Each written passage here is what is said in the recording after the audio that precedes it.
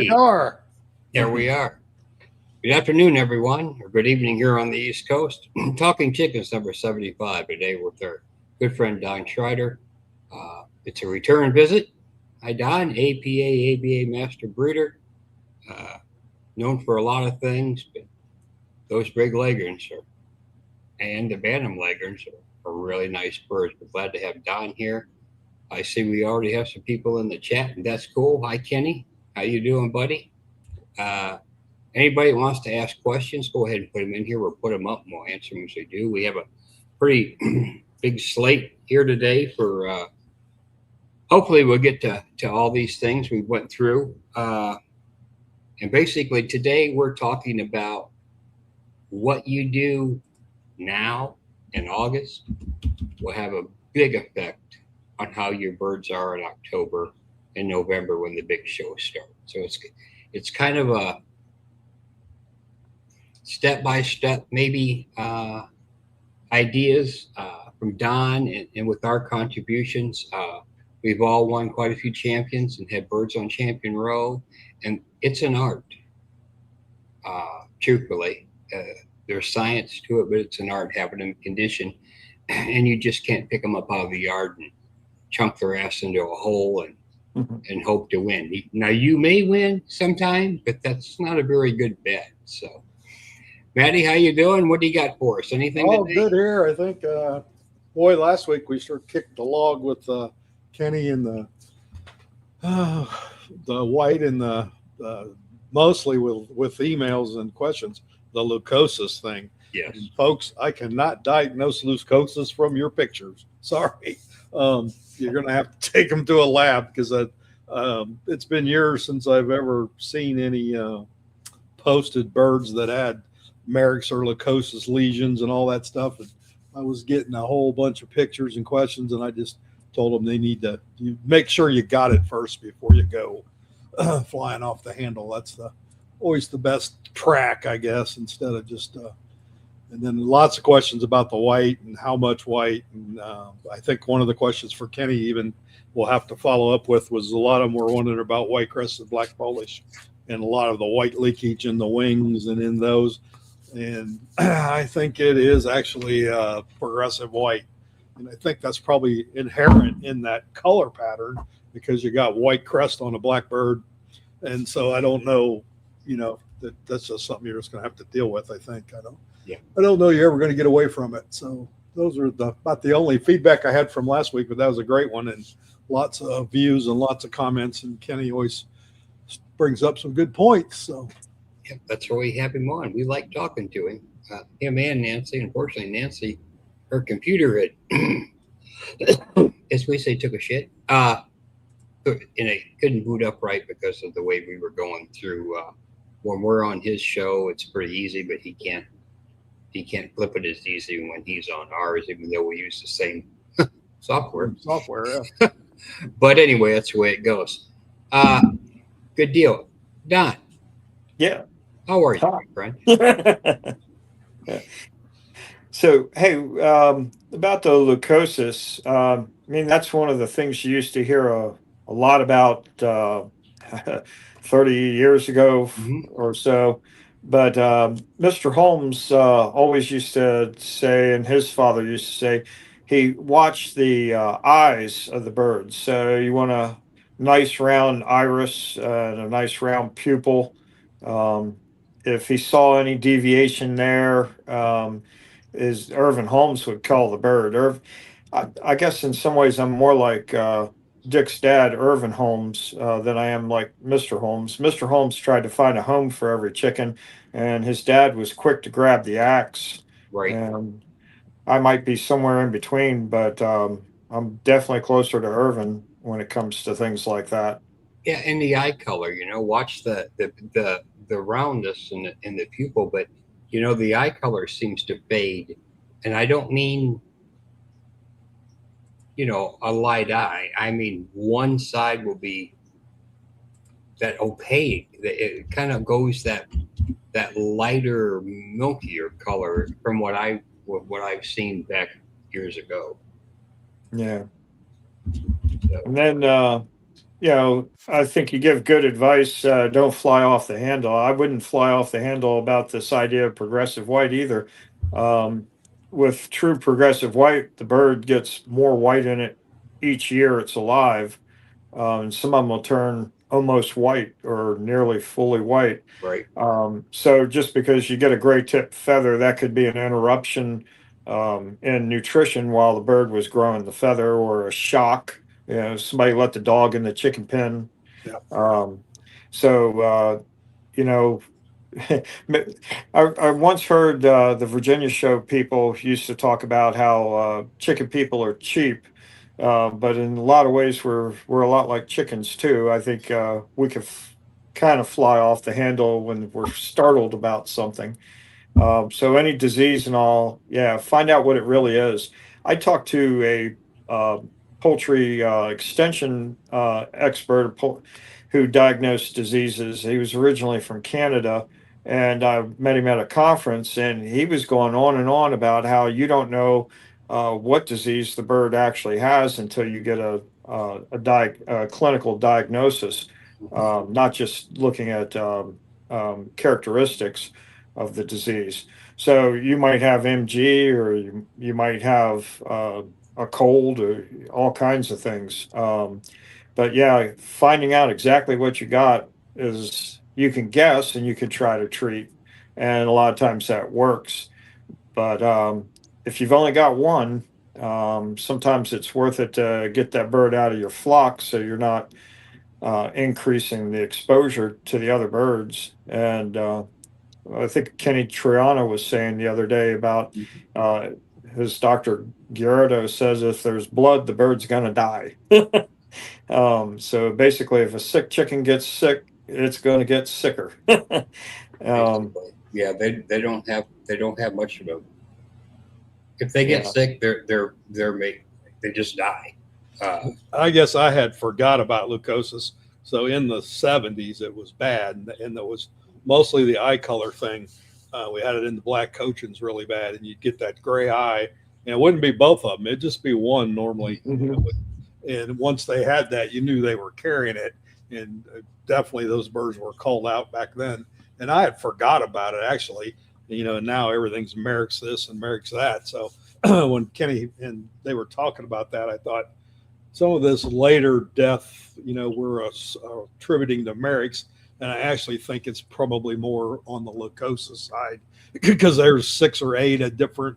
I remember back then even, and there wasn't a lot known about it other than probably the commercial poultry vets, because even in the hobby, most of our information come from Fred Jeffrey and those type sources. And it was, I don't know how much research that was and how much opinion it was at the time, but I forgot completely about it, and it made a lot of sense. So I think some of what I see around here later in life is probably more towards leukosis and than it is Merrick's.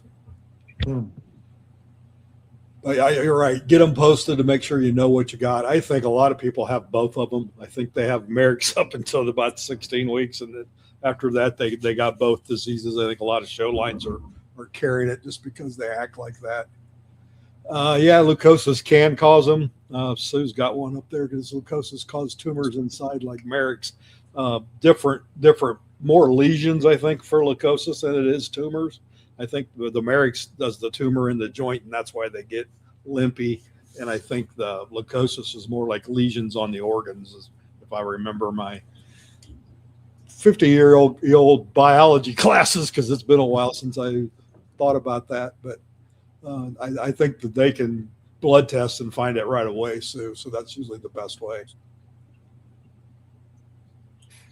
All right, Don.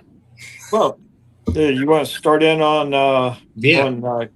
Let's start in with your list and rock on, man. Yeah. My main reason doing this is to help a lot of the beginners. I know it was very difficult for me getting started, and I had a mentor. Of course, he had a lot of other proteges. Tim Ballinger's probably out there somewhere listening. He's an example of another Dick Holmes protege that's still in this. But anyway, I know you hear a lot of stuff. I think some of the discussion boards, every now and then I get in a little bit of an argument with somebody, maybe a debate, somebody that doesn't know what they're talking about. But some of it they do, or they're doing their best to give the information. So I want to help some people out. But people ask me, like, when do I hatch for the fall shows? And so my main hatch is on April Fool's Day. I try to set eggs, that is, on April Fool's Day, so they come off 21 days later. I do some test matings before that to see who's fertile, see if I'm running any problems. Uh, I only hatch a few just to see what's going on, but April Fool's Day is the first setting of eggs. I do the bantams a week later. So with that, by the 4th of July, you should have separated your boys and your girls. And if you haven't done it, it's not too late. You're only a couple weeks behind, but get your girls in their pen, get the boys in their pen. You will have less nicked feathers if you do that now. The boys, they love the attention. So if a girl starts pecking at their neck or something, they're stand there. Yes, The girls, some boy will chase them around and grab the back of their tail feather, nick it out, pull a piece out. Uh, so we start right out with separating them then. Um, Another thing, a buddy of mine who's gone, Mark Atwood, stopped by his house one time and he couldn't figure out what was wrong. All of his males had great big combs and he couldn't get any of his females to lop their combs. And Mark had a chicken village. He had two sets of pens. You walked up and there's a big L shape between them. But he had the boys in the dark pens, the ones that didn't get much sun, and he had the girls in the sunny pens. And he's telling me this, and I'm standing there looking at the sun shining right into the girls' pen. And I'm like, Mark, you got them in the wrong pens. Because combs, when they get a lot of sun, they stop growing. So for the females, you can encourage their combs to grow with high protein, heat, and darkness or a lower light level while they're growing. So you don't want your show prospect females not going to have a lot comb leghorn if you keep it in a full sun pen. So put your boys in the full sun pen; they'll do just fine. And then a couple other ideas. They want to know what to do. I work off of the theory that by now, whatever you're feeding, you're going to feed straight through December. So your base feed. I'm feeding an all flock. Mine's Purina, but you could use, there's a number of good feeds out there. That's my base feed. And I keep them on from now through December because my shows end about then. And that way you keep that consistent. But then you look at your bird and you ask yourself, what do I need? Need more sheen? Do I need more yellow in the legs? If I do, I got to up things, the greens and the corn to get more yellow in the legs. I can add some paprika to the feed to increase the yellow. But as soon as that earlobe gets yellow, and I think, I don't know if Chad Boyles is out there, but he was telling me he has a problem. His feed puts yellow on the earlobes. I'm like, well, that's a good problem to have. Back in the days when I could get Purina show chow, I'd put it to them. I get bright yellow earlobes, and it takes about 3 weeks. You feed them sunflower hearts. You get a bunch of sunflower seeds about 2 or 3 times a week, and oats. Feed those, and I like to soak them in either.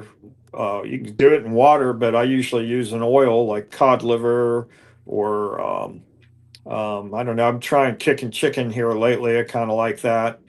Um, but to soak them, feed it out. But within 3 weeks, it'll pull the yellow out of the earlobe. That'll be the first place it comes out.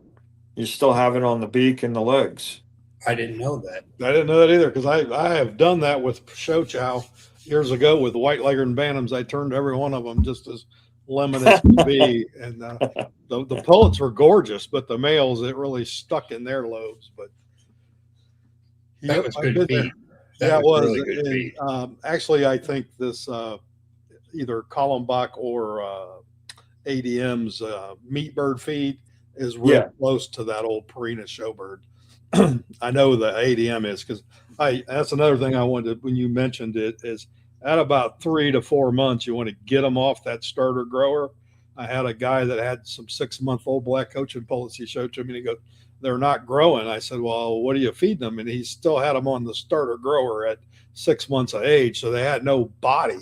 They were feathered out pretty nice, but they just didn't have any body. So that feed, you're going to feed them all the way through. You want to get them. I usually do it at about 3 months. As soon as they're big enough to eat that mini pellet, I move them over to that. So, Yeah. So, but get your birds now over onto whatever you're going to feed through December, and then supplement would be my recommendation. I like to feed some grains at least twice a week, sometimes three. And as far as water goes, Bill Patterson was on your all show before, and Bill gave me some great advice years ago. And he made hint at it again at the podcast, but water is a crucial element when it comes to show poultry. If you can keep it fresh in front of them, that's great. If not, at least change it a couple times a week. I remember William Bacon had Orpingtons, great Orpingtons, very competitive. And he was telling me he had a friend watch the birds while he was on vacation. And he's like, all the guy did is top the water off every day. He didn't even clean the bowls. And Will's theory on it was to clean the bowl every single day, as well as change the water out, especially this time of year. Because that can make a huge difference for you. If you have problems with algae, you can use apple cider vinegar in the drinking water. You can use oregano oil. A lot of people are starting to use that. It's good for the gut health. But in general, I don't want them on vitamins now. I wait until, about September, and then you start adding some vitamins in to increase the red in the face if you need it. But otherwise, I like to give them just fresh water right now.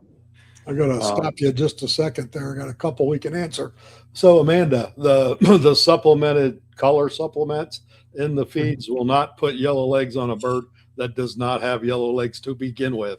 So, if your coachins are dark legged, it's going to make what is yellow more intense yellow, but it's not going to change.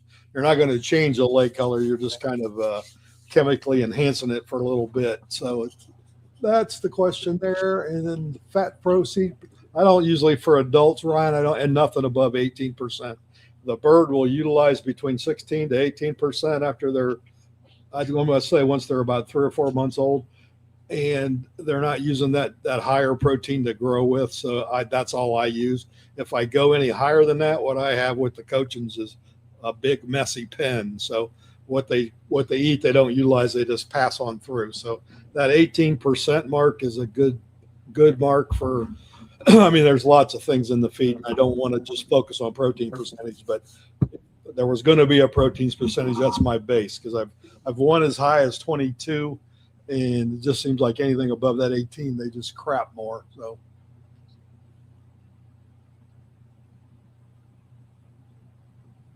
Okay. Another one?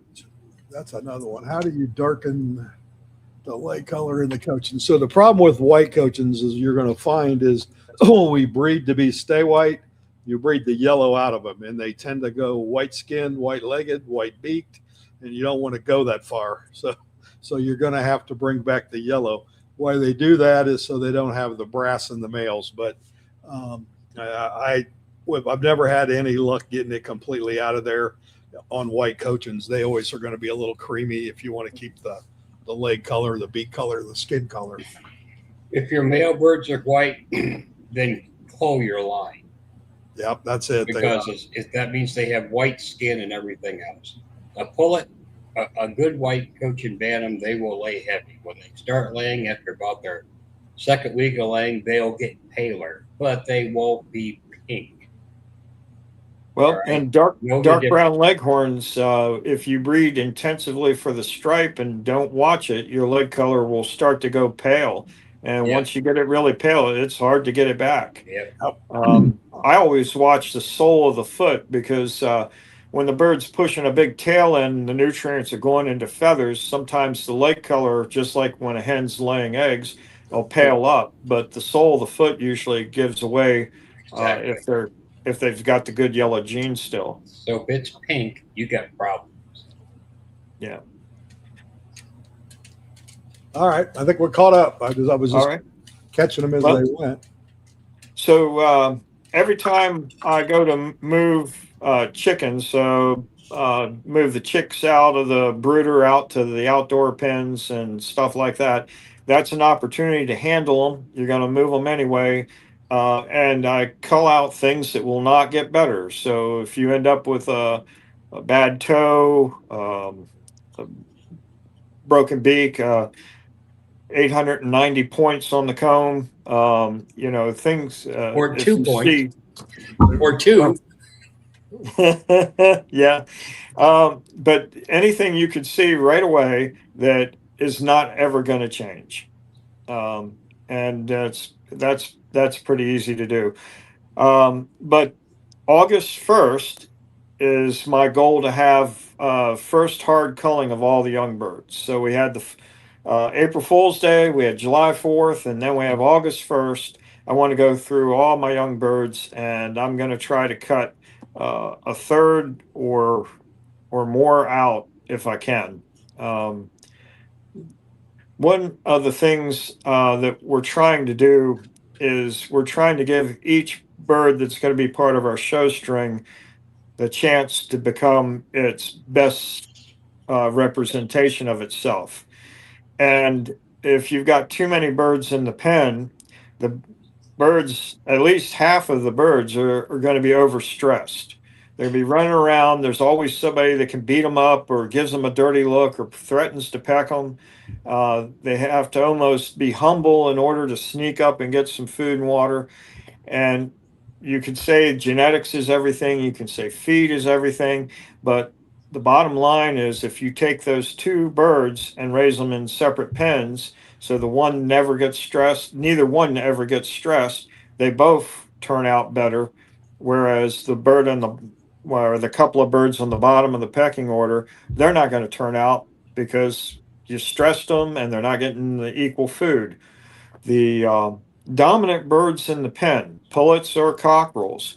What I like to do is if they have potential, those birds get penned up first. And that allows another round of potential birds to feel dominant and be the head of the pen. And then they eat better and they drink better and they're not stressed. Right. And if that dominant bird has no potential, it's time for a bat. Because they ruin your good ones. So you're right. But the good ones that are like that, and they usually develop quicker anyway, and you put them in and they're usually pretty classy show stock. Yeah, I kind of want to follow that up. So the two detriments to your show birds is going to be crowding and not getting them out of there quick enough. And we've all had that problem. But I know with the dark browns this year, I've tended to pull those cockerels out and put them in individual cages as soon as I can, just so I can get them away from the pullets for picking them and the other breeds from picking them. And I've found Leghorn males are better if they're raised by themselves and not with a group, because invariably they're going to screw that lobe up. They're going to pick a spike off. They're going to screw their tail up. So they're going to get those earlobes. Yeah. George Breyer calls those white earlobes targets. Yep. Yeah, we all have to fight that. Well, that's what you get to have the most wonderful breed of chicken. There you go. Everybody's got their thing. Now, another thing I like to do from this point on, so say August 1st, is another thing I learned from Bill Patterson. Shout out to you, Bill. But I mist my birds every night. And so in addition to the water they drink, I go through and I'll spray a light mist over them. most of my pens now are sort of outdoor pens. When I had a big chicken building, I got a fogger from Peter Brown, First State Veterinarian, and I used to fog the whole building with a fine mist every evening, and it made the building smell wonderful. But it also, the moisture lands on the bird. It imitates nighttime dew landing on the bird in the trees, and that extra bit of moisture helps the feathers web more properly. So we think of a feather as being solid, but what they really are these little barbules that are hooked together. Yeah. Hooking together, and the little tips break off when they get dry, and you can get better feather condition if you keep the feathers a little more on the moist side. So I like to spray them off. You can get a hand pump sprayer for chemicals out of Walmart for $15, and put some water in it, walk out with a headlight. I use a red one so they don't get off the roost, and then you just pump it up and fog them all down so they got water dripping on them. And I'll do that from now through the beginning of November, depending on the temperatures. Right. Some So of the old Rhode Island red breeders, I used to hear this years ago, and I never believed it, but they would take their runs in the morning before they let the birds out and wet them down, and just get the bottom of the run. But they said they absorb that water through their feet into their feathers, and that's why they wanted them running out in the dew, and they wanted them running out on wet ground first thing in the morning. And then I see Bill Wolf doing the same thing down there with the black Old English. They were always on the dirt and always able to get a little damp ground where they could pick that up, and it does help with the shine. Now, my buddy Mark Atwood, who's passed away, I mentioned him before. He used to take just a garden hose. He had a garden hose out there at his building, built his pens, and he just grabbed the bird, hosed it down, put it back in the pen, grabbed the next bird. He did nothing fancy, but that worked good. Now, of course, if you have hard water, you might want to try to save a little rainwater for this, or if you have a dehumidifier, that'll be softer water, or you could buy water. It doesn't take all that much water. I think I can do the whole flock for a little over half a gallon. I hit everybody. I kind of enjoy doing it, but that way everybody gets used to it. And so if like my hens are going through their molt, and I'll hit them to try to improve the way the feathers come out. I still don't know which one's going to be the one I show to have an old bird. So I wait. I just hit them all. Yep. Doesn't really take any more effort. No. So Miss and Silkies is a tough question there, Amanda, because their barbules actually are different from our normal chicken. So they're kind of like fluff. So I don't know that I was going to say, if you missed a soft feathered bird, being a silky or a cochin, they're liable to pack on you a little bit. Yeah. So that's a good point. I've never successfully raised silkies, so yeah, I would say normally this works better for what I call not a hard feathered bird like a Cornish or a game bird, but a smoother feather bird like a rock or a Wyandotte or a Leghorn or a red. Even it works great for them because they tend to have a little more resiliency to the feather, so that water is going to bead a little bit when you spray it on there. It's not going to soak in right away. So. But a silky, I'm afraid it would soak right in and maybe not help you. Probably make them a filthy mess. If we see Tony Davis get on later on, we could we'll ask him the silky tricks, because it's a whole different game just because of the type of feather. So leghorns, being long-tailed birds, as I go through and do my hard cullings, I have to watch the young birds even before I get to handle them. But type shows itself and then disappears and then comes back again as they change out feathers. Invariably, you have a leghorn cockerel who is pushing all of his primary and secondary sickles, maybe his main tail at the same time, and he'll look like a cubalea.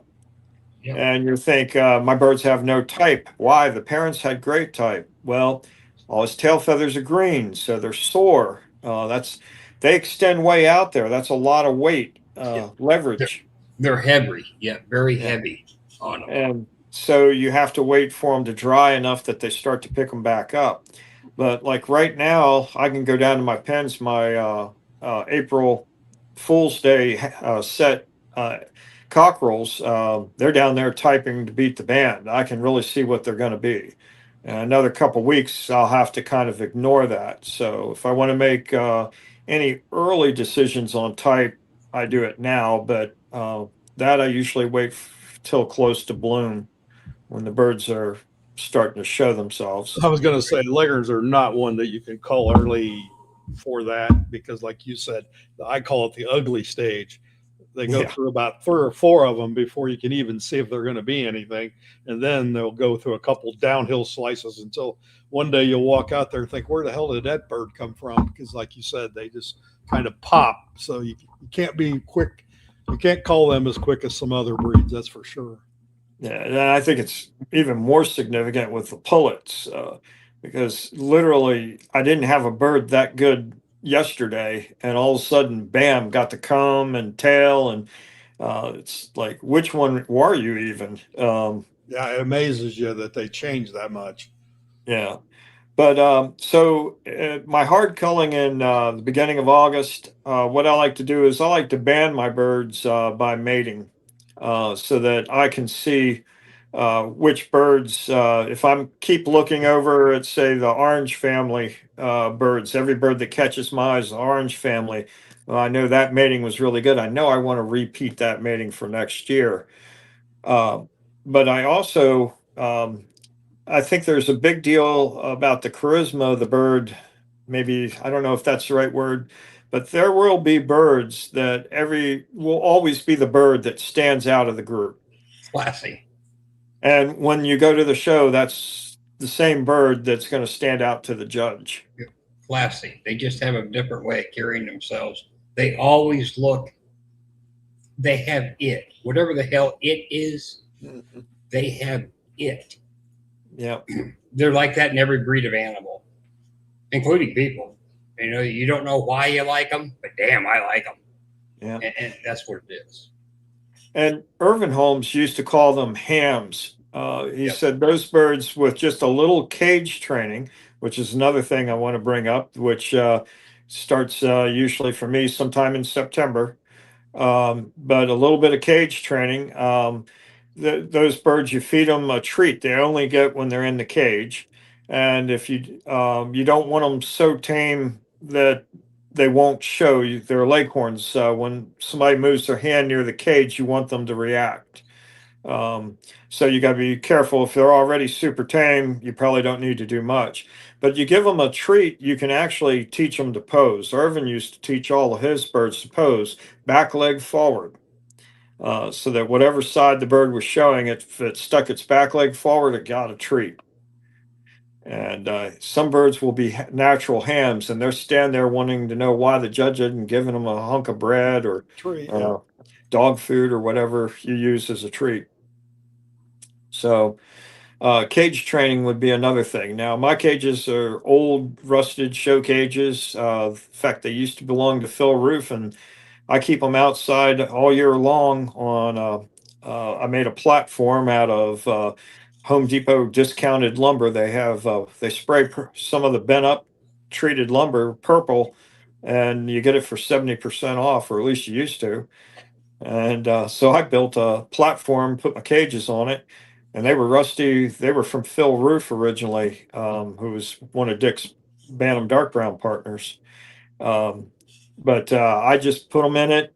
I sort, and I like to sort by mating. So I'll put by toe punch. So outside right will go down to my right, outside left will go down to my left, and I'll bring them on in according to that. Inside left, double left, etc. And I'll do just the boys, and I'll go through them. And the smaller groups I'll look at first. The bigger groups I'll spread out once I move some of the small ones out. And like I say, my goal is to get 1/3 to 1/2 out of the pen. and then I'll grow them a little further, and then we go start making final selections beginning of October.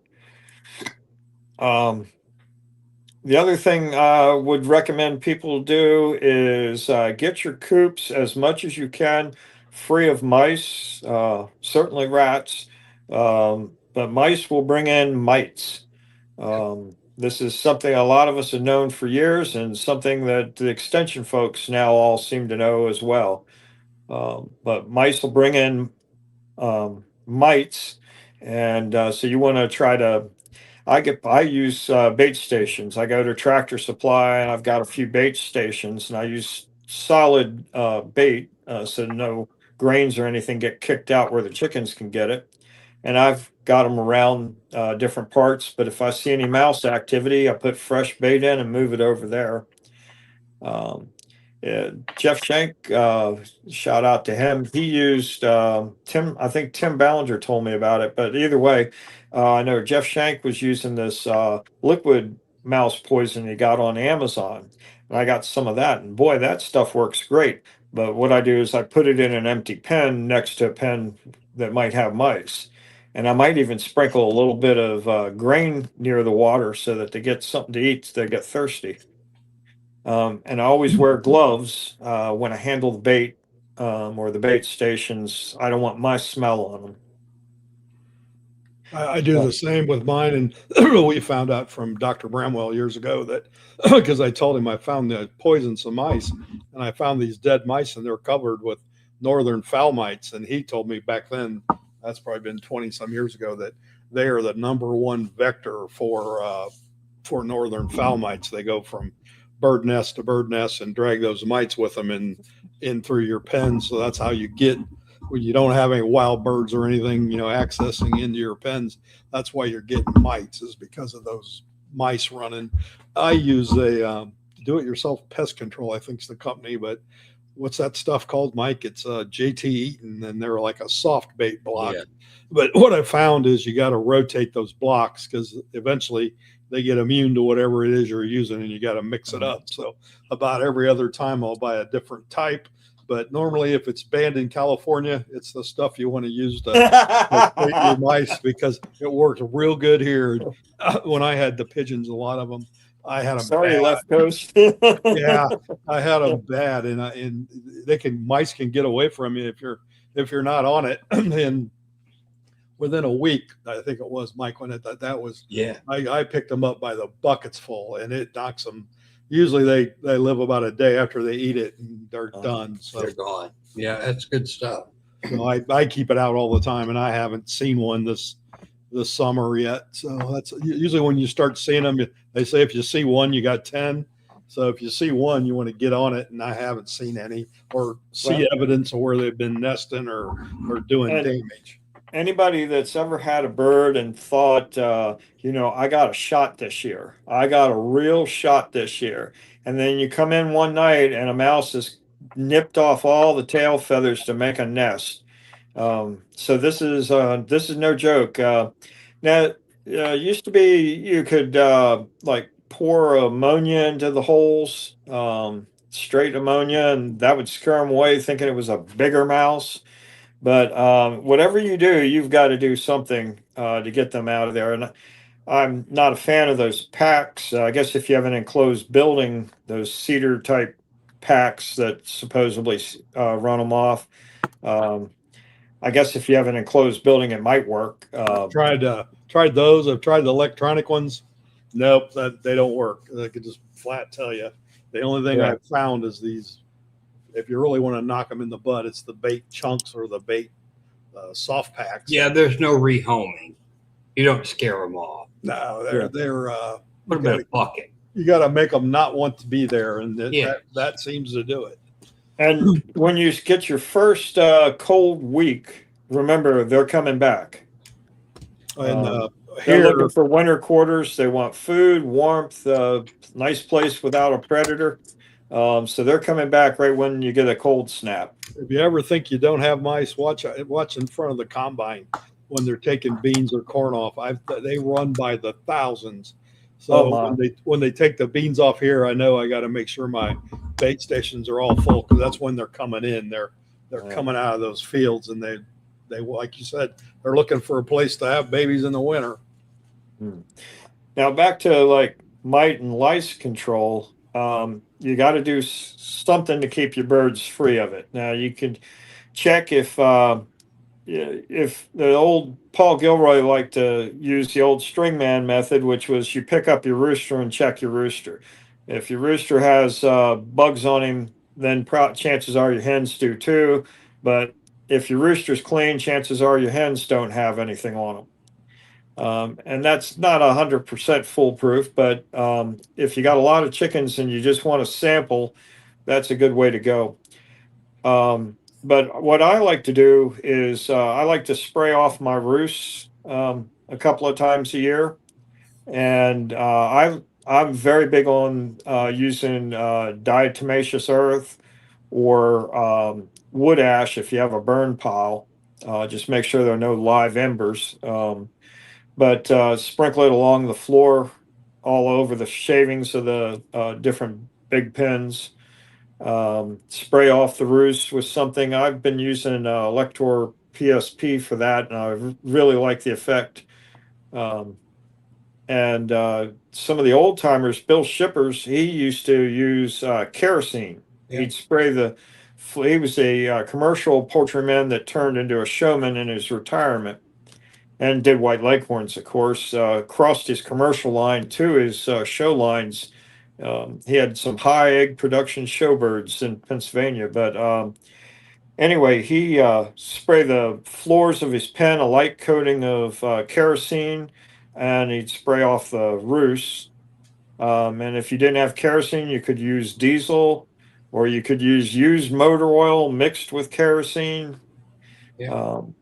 But you better have the windows open. The old motor oil thing when I was a kid. So for scaly leg mites, we had an old can of used motor oil with one of them little pump cans, and that's what we put on their feet back then. Was to keep them from getting scaly leg mites. So used motor oil was on all the roosts. Now, it don't make very good for a white legger to get up there and roost on a roost covered with oil, but that wasn't the purpose. Damn sure keep the mites off of. You know, I'm old enough to remember we only had the old Blackleaf 40, so they made a roost paint.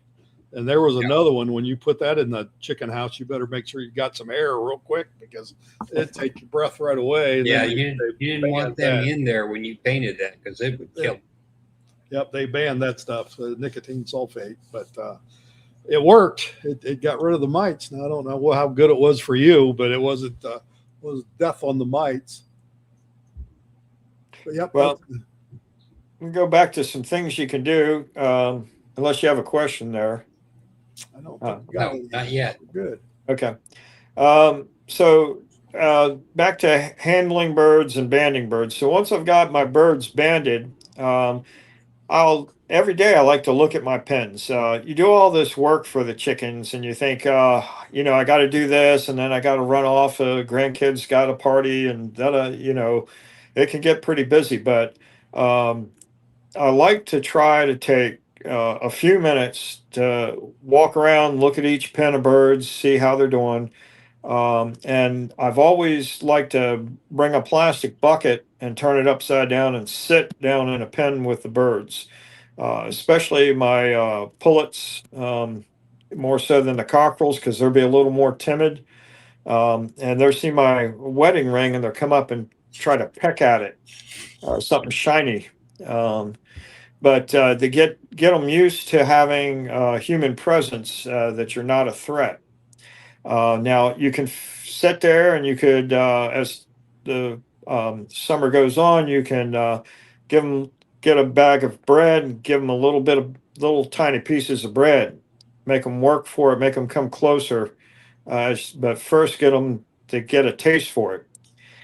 You can use dog food treats. I know the modern games get a little treat like a dog food treat. You got to train them to stand up. But I like to get them used to the idea that I'm okay. And then I'll put one out there. That's another one. Tim told me, Tim Ballinger. So hopefully he won't be mad at me for it, but we're sharing this one. One thing I like to do is when I'm going through culling my birds, when I go to put them back in the pen, I don't just toss them into the pen. I hold the bird in the palm of my hand, just like you do, just like the judge will do when he's judging your bird.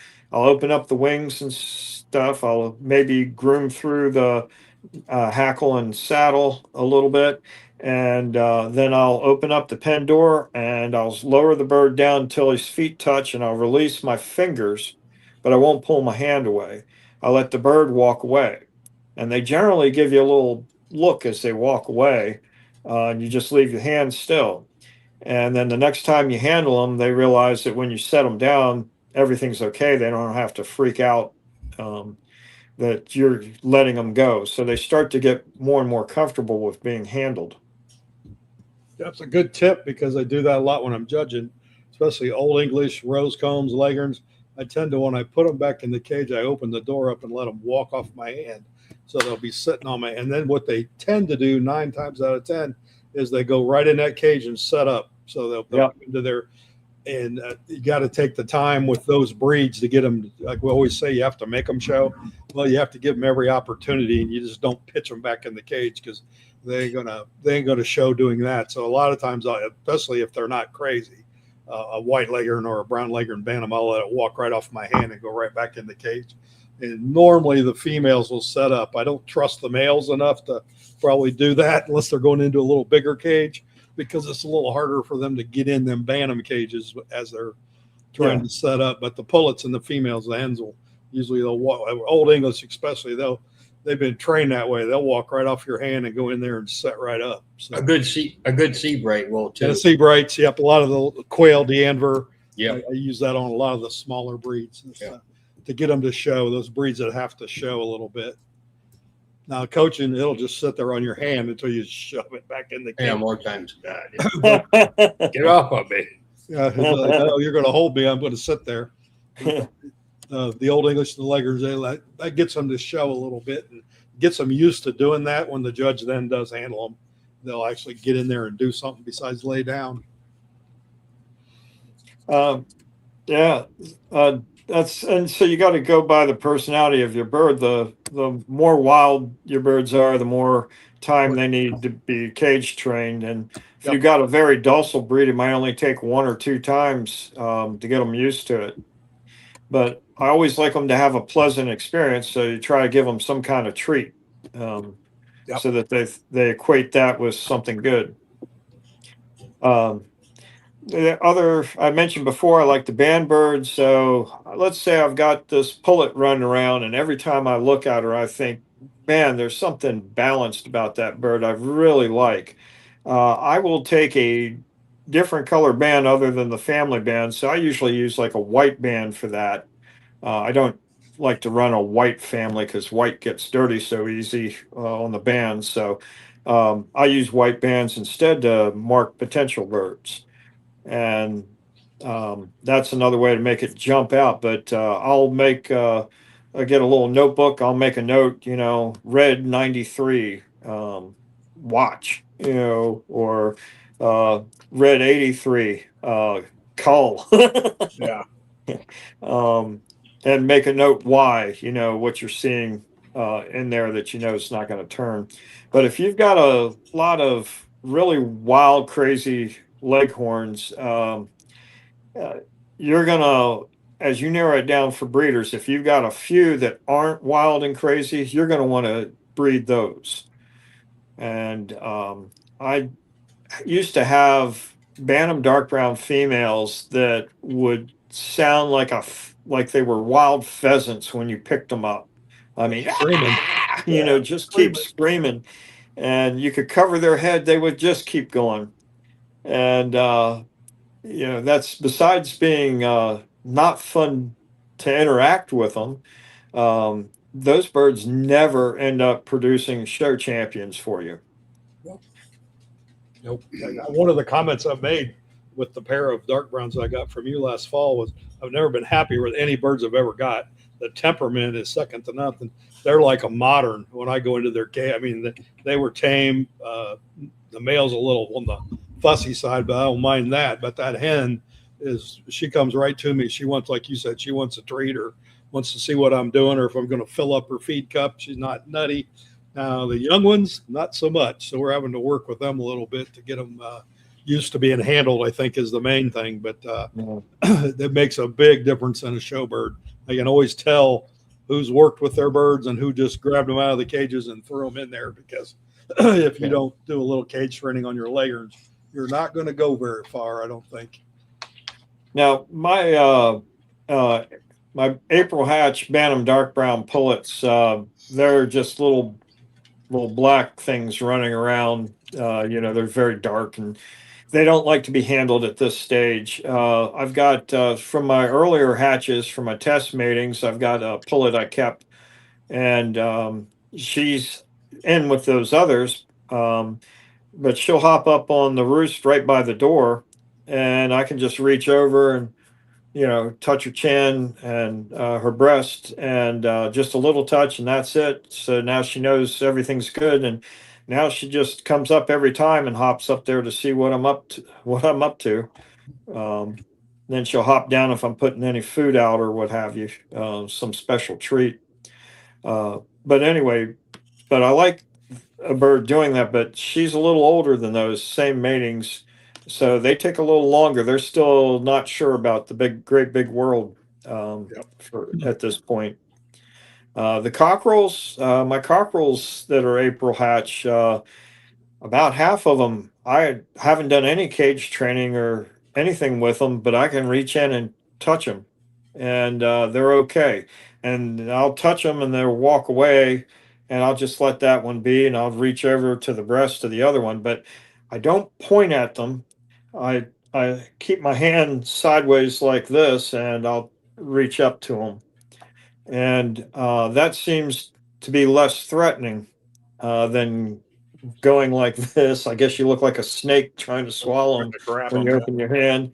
So instead, this is what I do, and I just kind of brush up against them a little bit. Now all I need to do is just touch them once. And then next time I come around to feed and water, whichever one's close, I'll do that again. And then they just start to get used to me. So now we've done everything we can to feed. We've looked at our young birds to get them ready. We're spraying them off nightly. We've cut down the number of birds in our pens, and we've started to put up birds that have individual promise. And we started in our cage training. So now we've pretty much got our show strings gone, unless I've forgotten something. But let's say it's now getting on, it's September. And so we've got about 8 weeks until the Columbus show. Beginning of September, we got about 8 weeks till the Columbus show. So how many weeks does it take for wing feathers to grow in? About 8 there. weeks. Just about there. Main tail feathers and body feathers, about 4 weeks, I'd say. But so now is your last chance to go through your bird and look at nicked or broken feathers. And if the feather needs to be dry, now if you don't know what dry is, you're going to have to look at it. But you go down to the bottom of the quill where it comes out of the bird, and you're looking to see if it still has green growth or if it's nice and dried off there. And if it's dry, we can pull those feathers, and we got a chance to get that feather back in by the time the show comes. But if I'm handling them and it's October, I'm going to take a moment and I'm going to sit there. I'm going to go through the hackle feathers. I'm going to go through the body feathers, the saddle feathers, looking for any broken and damaged feathers, especially on the birds that are up by themselves. Mr. Holmes, he used to do this at shows, and you would know he had been there and was showing because you would find a pile of feathers. And I kid you not, if he didn't pull 100 feathers off of each and every bird, it wasn't Dick. It would be a pile you can make another chicken out of. Yeah. And one time, I hadn't gotten my birds plucked properly or short of time or whatever. I didn't do it. Oh, and he read me the riot act. And somebody was standing around asking why he was doing that. And he looked at him and he says, because he wasn't doing what he should know he should be doing, which was getting those broken feathers out. And yeah, if you still got several birds in a pen, there's a chance they'll nick another feather before showtime. But if it's a body feather, we can pull that. And so let's sit down, spend on it, get your bucket or chair or whatever, and start getting the bad feathers out so they got a chance of growing some good ones. Yep, that's important on anything. I know in coaches, a lot of times what happens is when you get a very heavily feathered, especially in the bantams, female more so than males, but males also, is when they mold and they come back in, all them feathers don't shed them. So they'll have feathers growing and they'll have that old feather wove in the fluff. Entwined in there. Yep. So what we do is like sometimes it's weekly, sometimes it's more than that. But I pick them up and well, I even do it when if I'm AIing them. When I pick that hen up after It's bad. I do it when I'm judging. Yeah, I do too. I tend to fix people's shit when I'm judging. It's like, damn, I shouldn't be doing that. But if the tail ain't quite right, or you got to pull that stuff out. I mean, especially if it's dead feathers, that's woven the fluff. If not, it looks like cords in there because it all twists up. I mean, you can do it when you wash them, but that's a hell of a lot of problem then. Yep. You just take them out as you go, and you're not actually pulling feathers half the time out of them. They're just out, but still there, especially in the fluff area and in the saddle area. I think Jack Swanson had a good video over on his page of what he does at this time of year, going through a coaching and picking out all the broken feathers and going through the whole bird. And that was a good example because I don't think a lot of people take that time at this point in the game. And like Don was saying, you want to do it earlier enough when you get into those big shows where it really makes a difference that they got time to come back. And usually 8 weeks is a good mark for a major feather. So if it's 9 weeks or 10 weeks and you've got a broken wing feather, but it's not a dried wing feather, if you cut that thing off and leave it set, it will dry quicker, and then you can pull it out. Yeah, and that's what Dick's father Irvin used to do. He'd cut the feathers and let them dry for I think a week. Yeah, just about a week. And then he'd get a pair of pliers so he could pull it straight out in one motion. Yeah, no twisting, just out. Yeah. Yep. Yeah, twisting will. They may never put a feather in that's right again if you twist it. That's right. Yeah, that socket's got to be clean when it comes out of it. Now, be real careful with colored birds doing that too, because I've had some things show up afterwards that probably they'll come in a different color or come in gray or white or whatever too. Yeah. So it's always and that can be the shock of you grabbing them and pulling something off, almost like a bully in the pen might be doing to them. Yeah. But hopefully some of this handling and cage training, you've got them to feel a little safe with you. Now, you guys have covered washing. You got wonderful videos about that.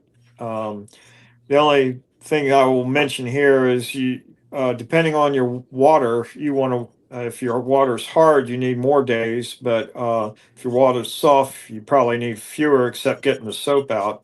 3 to 5 days it takes to get the birds back into condition. You want to wash the birds 3 to 5 days before the show.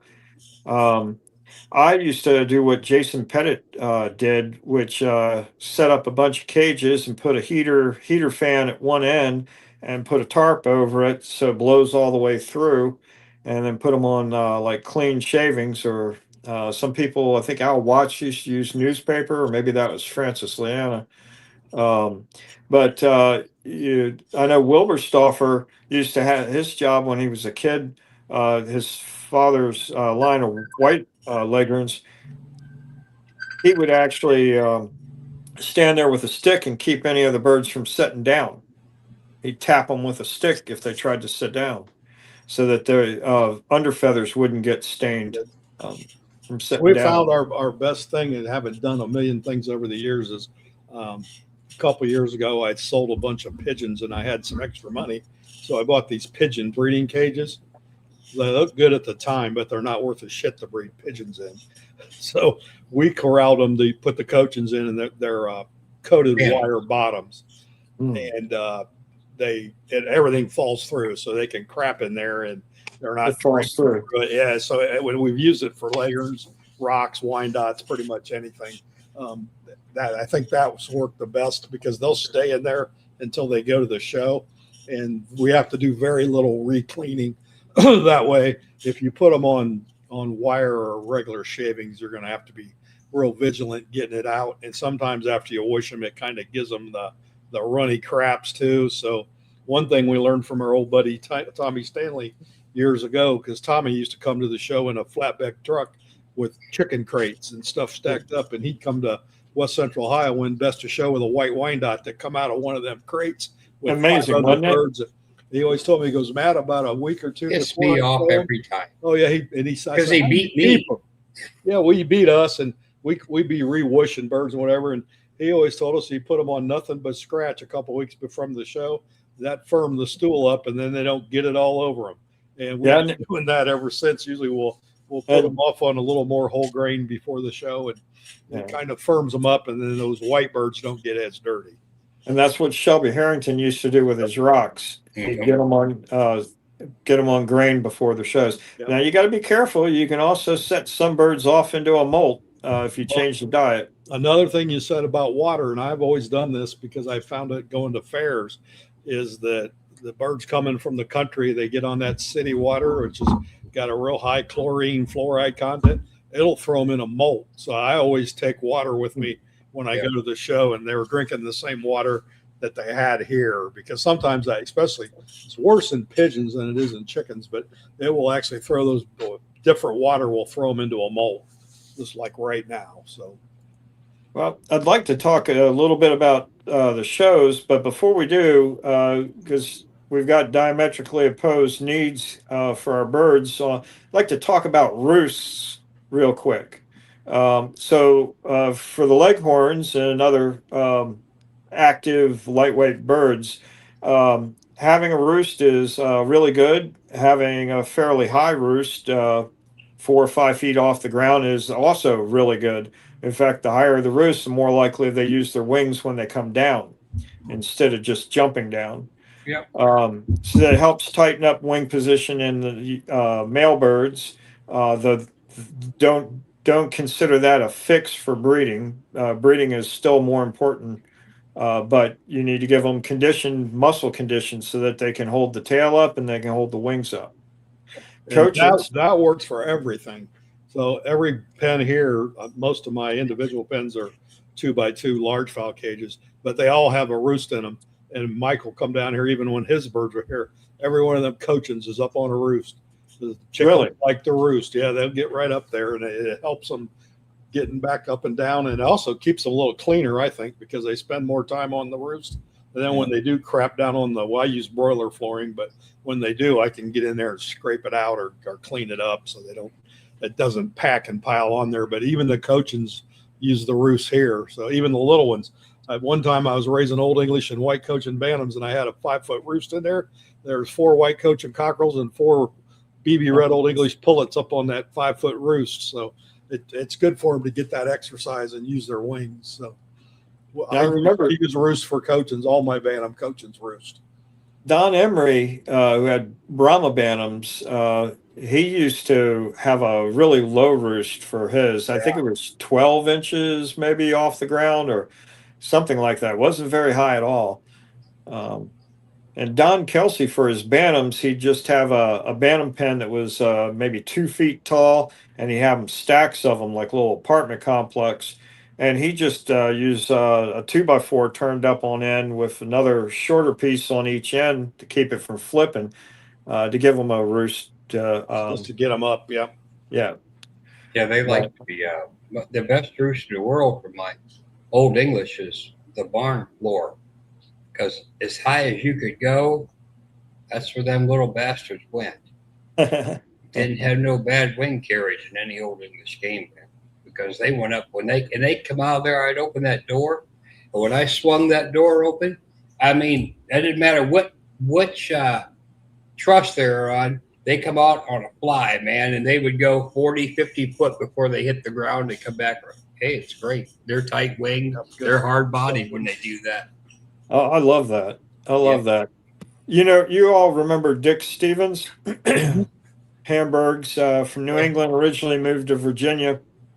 I knew Dick pretty well, and but his Hamburgs roosted on the power lines, telephone lines outside of his house. There wasn't a predator in the world get them except maybe an owl. They were like 20 feet off the ground. Yep.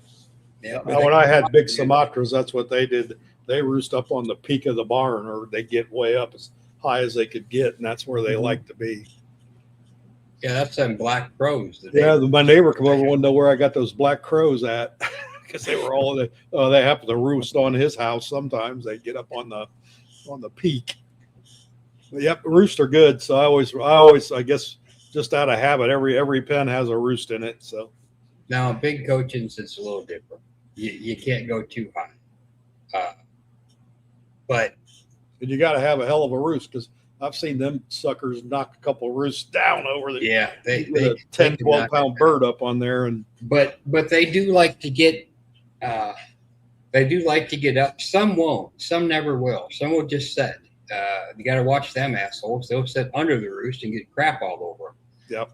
But the majority of them, even if it's just whatever they find, if they find I got broiler flooring that I set the waterers on, so then it's up off of the floor.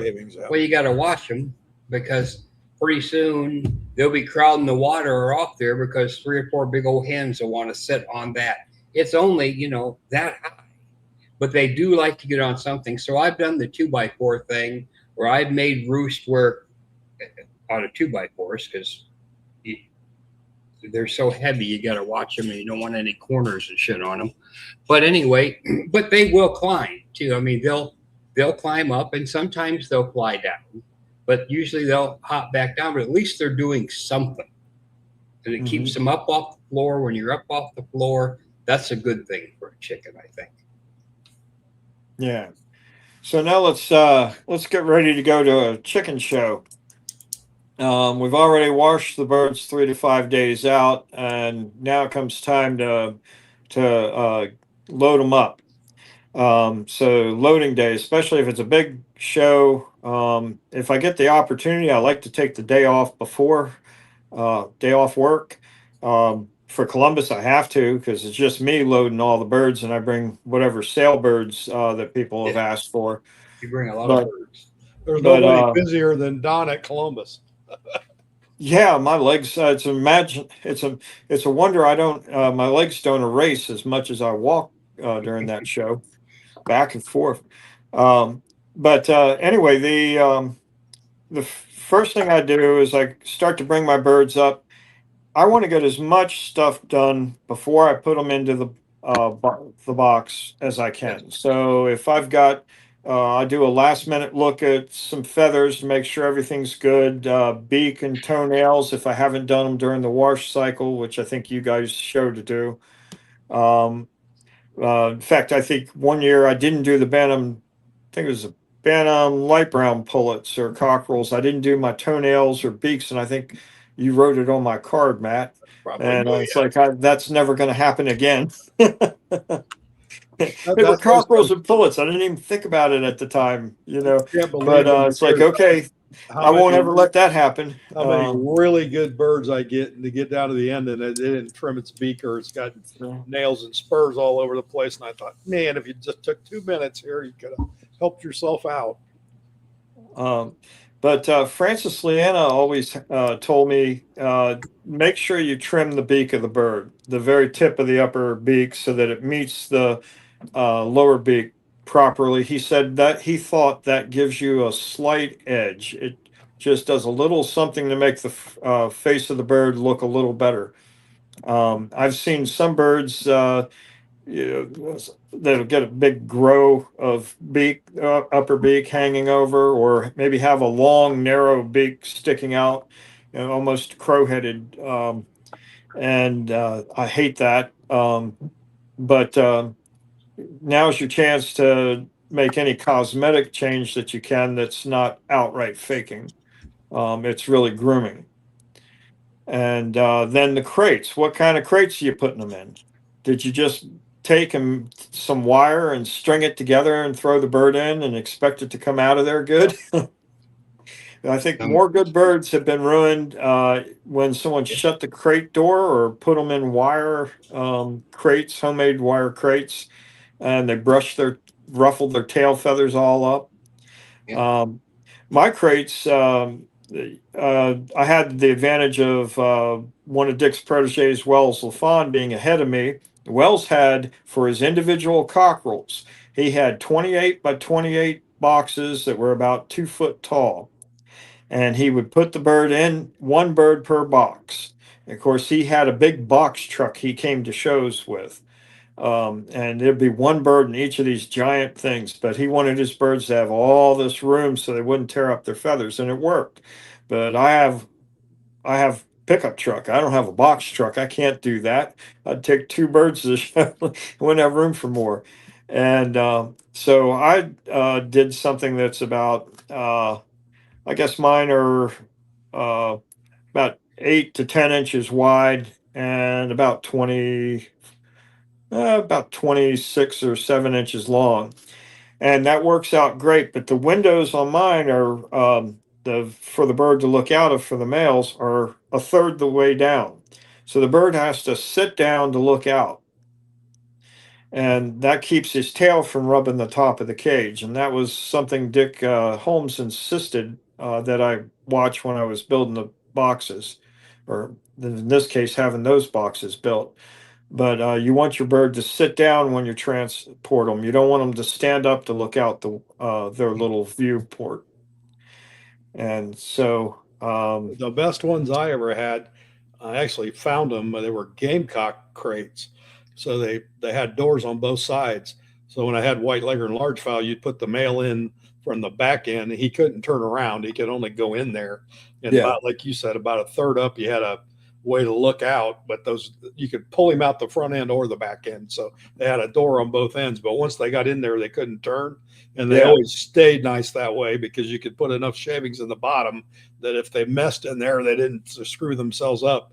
But with Wells, I wonder if the bird is in a big enough box like that, it can turn around and then do some damage while it's in there. Where if they're in the little 8-inch one, like you say, they can't turn around. They have to, if you put them in there one way, they're coming out the other way. So those always work for me. With the Bantams, I found a guy was getting out of Japs, and he had these great big carriers made for Jap male tails.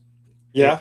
They were too big for Japs. He didn't like them for that, but they're perfect for Leghorn Bantams because you can put a male in there. It's just wide enough they can't turn, and they got enough room they can't do any damage too. So you're right, especially with those breeds, Leghorns, Rosecombs, Old English, you want to make sure that you got them in a box. They're not going to tear themselves up on the way to the show. So a lot of birds have been ruined that way. And I would ask next, let's consider what we put in the box with the bird.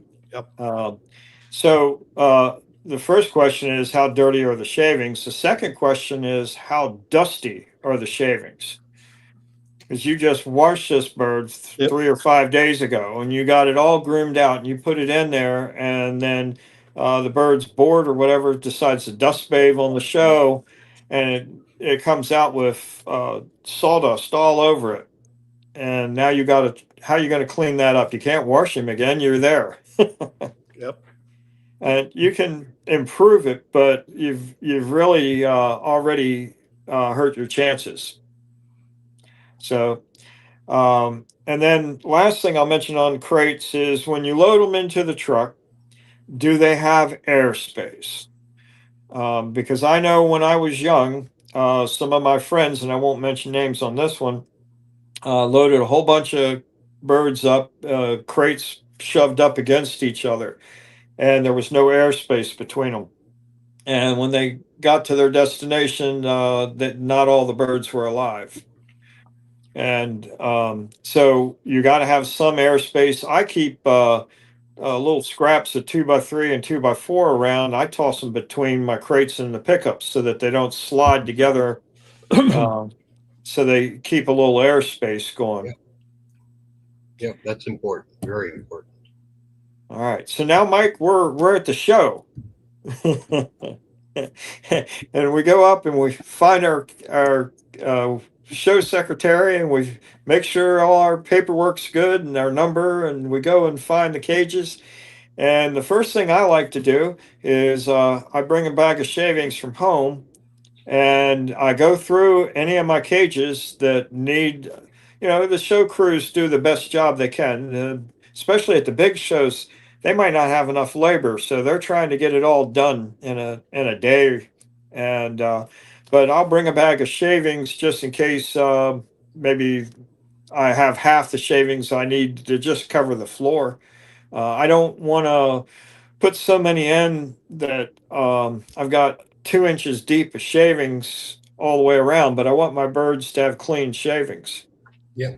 And enough of them to catch the manure and help keep it off their legs. And you definitely can overdo it.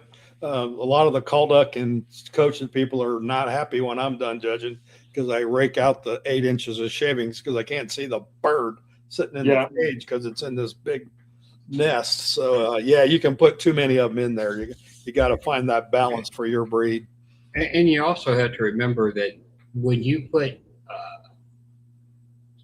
anything, but male birds especially, in, first thing they do after they see everything, and then they start scratching, and they'll scratch. So it's not a one-time deal.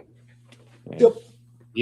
So what we do is generally Matt goes down through with the shavings and shavings every pen. I don't give a shit what show we're at. We put shavings in it. He'll hang cups, and I start putting in birds. Well, there's just shit flying everywhere, shavings and everything. We feed those birds and we leave them alone. And the next day when you go through before judging, you can take them out while you're clean. You can redo shavings, put a little more in. They probably won't tear them up as bad then when they go back in. And hopefully they've stayed clean during the night. Or you can let them get through that spasm they all have because they're chickens. They like to scratch. And if you put them back in, then later on that day, they'll be fine. But yeah, that nothing's worse than, you have a nice bird, you pick it up, and if you're judging it, you put it down, and you've got nothing but crap all over your hands or on their legs or everything because, hey, they had 2 little handfuls of shavings in there, and I didn't want to bring a $5.48 bag from TSC. Come on. And the first thing I like to do when I put my birds in the cage, I've got Pullman crates. They're named after the old Pullman railroad cars, the type they used to ship. The Dick had 2 of them, I think it was, and I made a bunch more based off of that. But those are what I bring my large fowl pullets in and my bantam dark brown males. But I pull 4 birds out. I'll put each of the 4 birds in their cage. Then I'll go back through because the first thing they invariably do when I first set them down is they look around and then they're poop. And so I've got that extra shavings in there so I can get that poop out before it gets them. And so I don't have to really handle it if I'm careful. Yep. And then, of course, like you say, I feed and water my birds. If it's a one-day show or anything, as soon as I get them in the cages, I want to feed and water them. Especially if they've been traveling for a while, it takes a little time to recover from that. They're not feeling 100%, and I need them to feel 100% to show off. And so I'll put food and water out. Some people don't. Wells always did not because they felt they would go dumpy on him. They get tired late afternoon and go dumpy. And they do some, but then you can also breed for the birds that like to type all the time. And I don't like to see them so hungry that when they finally feed them at the end of the day, they gorge themselves. So we always tend to, they're fed the whole time through. We're not pulling feed. Sometimes water if they're playing in it. Some of them will. Black Wyandottes were horrible for being Yeah, we called. pull Somebody water. crossed them with a damn Black East India at one time because they get in the water just like a duck and they'll get themselves all wet. So those would hold back. Females, yeah, but most of them have feed and water the whole time they're there. I'm not pulling it or doing any of that. So, And one thing you can do if you're trying to boost their blood sugar a little bit, it will fill their crop up some. You got to be careful because as judges, you guys know this, if you feed too many, it just doesn't look right. But grapes, you can give them grapes. It'll give them moisture, it'll give them sugar to help pick them back up. Wells used to use that instead of food, and he'd use it sometimes to make the bird look fuller in the chest. But I clerked for judges that saw that and told me how terrible they thought it was, and they could feel that mushy thing in their hands when they're judging them. yeah, and you can feel one that's full of feed that hadn't ate for 2 days, and they finally got to the show and they fed them, and it's, you get a hole, you got a crawl full of grain or scratch grain or whatever. And it's really bad if you've got something like a moderate or an old English or a Cornish, some birds because they don't want to breathe anyway. Even a leghorn, it'll distort their front end a little bit. I've used apple quite well because it'll do the same thing as far as the sugar and if they eat it, I mean, if they're used to it, you give them a little apple and it's a treat, and they're all, and it'll pep them up a little bit too. Yeah. So another thing, so talk about, I've got my birds in my cage. I look at see what my cages are. Am I on a corner? Sometimes I get lucky and I'll have the end of an aisle. And now we start getting into strategies here, right? If I've got the end of the aisle, I am putting my best bird on the end of the aisle as long as that bird is not shy. I've had great females that if you put them on the end, won't show. You put them the second cage in, they show like dynamite, they never stop. So you got to know your birds, but try to take advantage. If you have an aisle, start with your best bird and then bring them on down from there.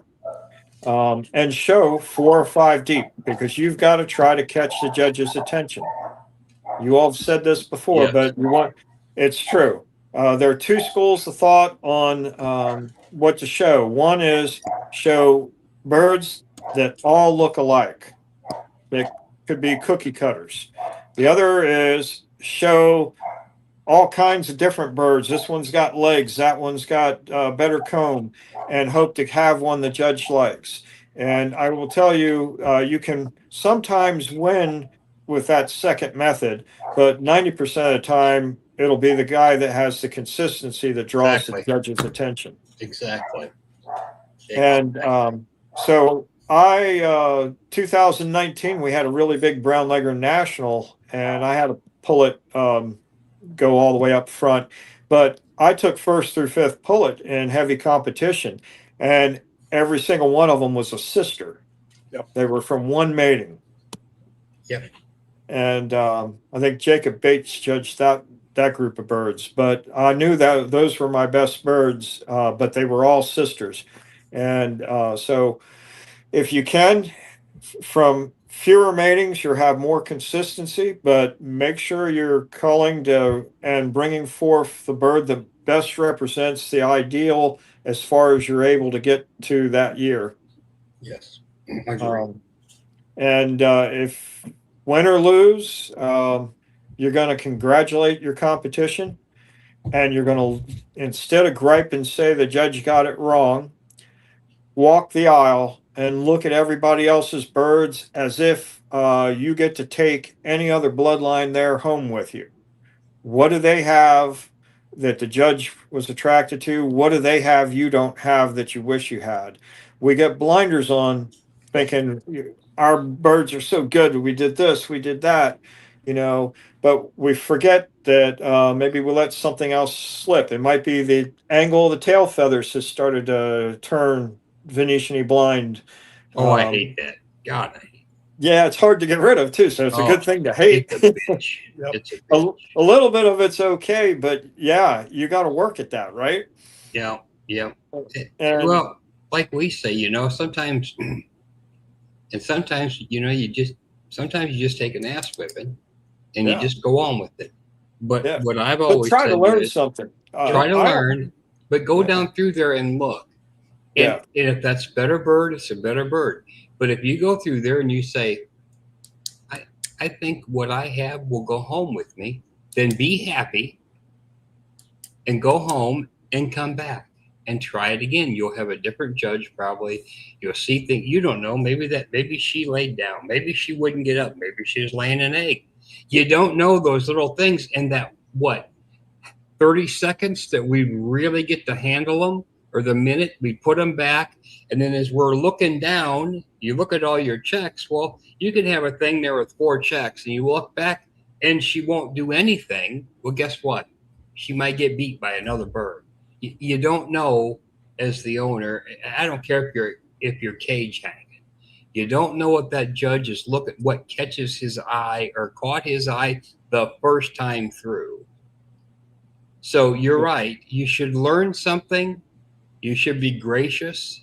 It's hard sometimes, but you know what? It's a chicken show. Yeah. And what I like to do is what I've done over the years is when I lose, and I think I lost to a bird that's not as good, I try to understand what they did see in that bird that I don't Exactly.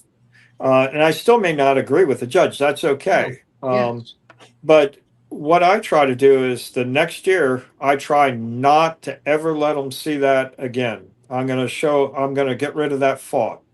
And I get into the breeding pen. If I've got to hatch more to get a bird that takes me forward, that's what I do.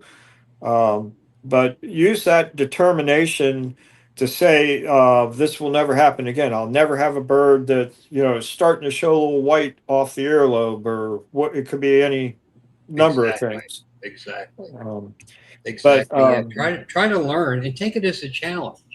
Take it as a way to solve the problem instead of just bitching about the problem.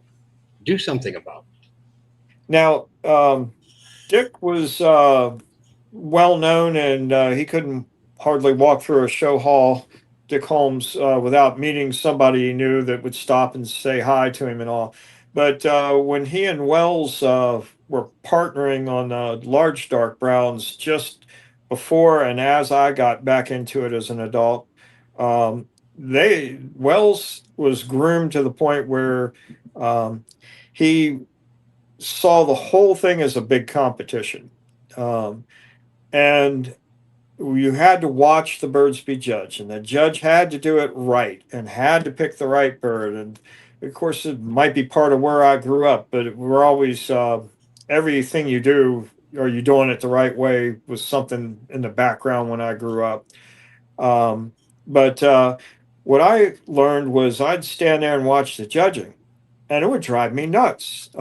Maybe I had edging on the bird, couldn't see it from in the light or from the aisle, and the one the judge is looking at, she's typing like $1,000,000, and he picks a different bird. And I'm like, so I just stressed me out. So what I learned was I walk away. The moment I put the bird, I'm very competitive.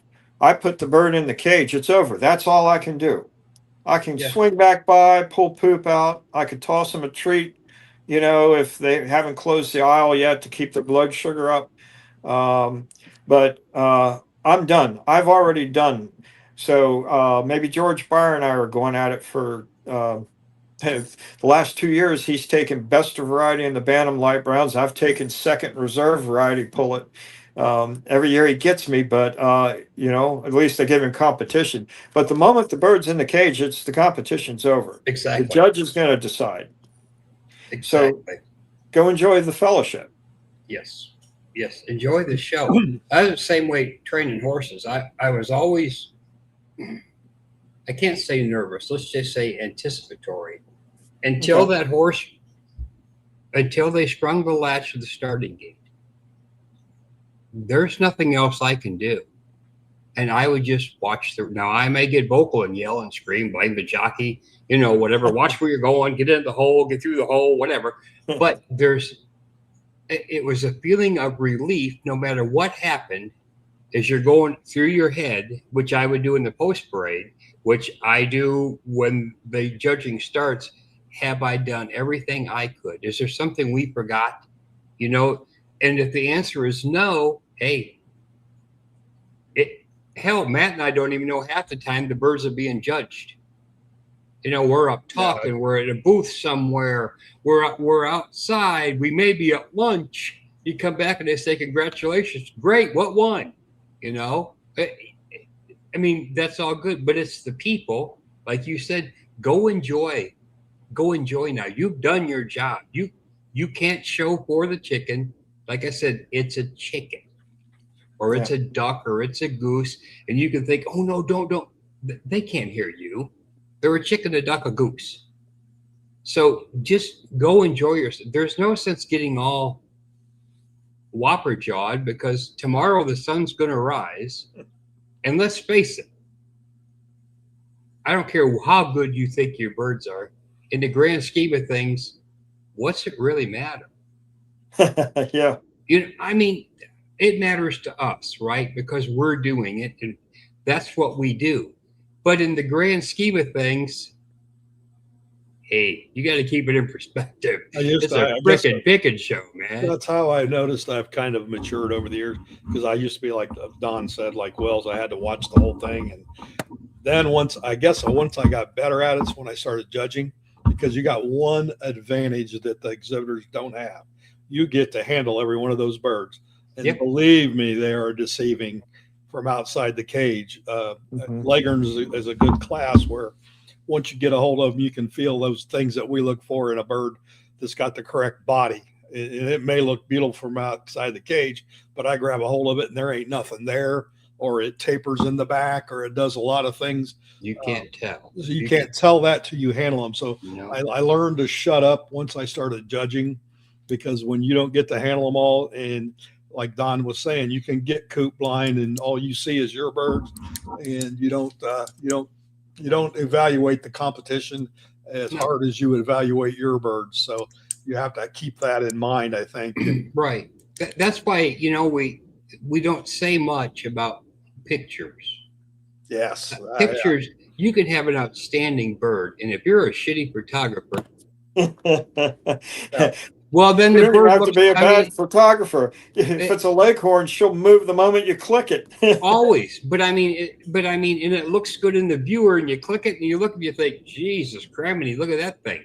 Well, you can't judge by the pictures. You can't do it because you haven't handled that bird. If it's an Old English, you don't know if it was mushy or felt like you could drive a nail with it. Yep. If it's a Leghorn, you don't know if there's any capacity underneath there. You haven't felt up underneath that female. What's she like?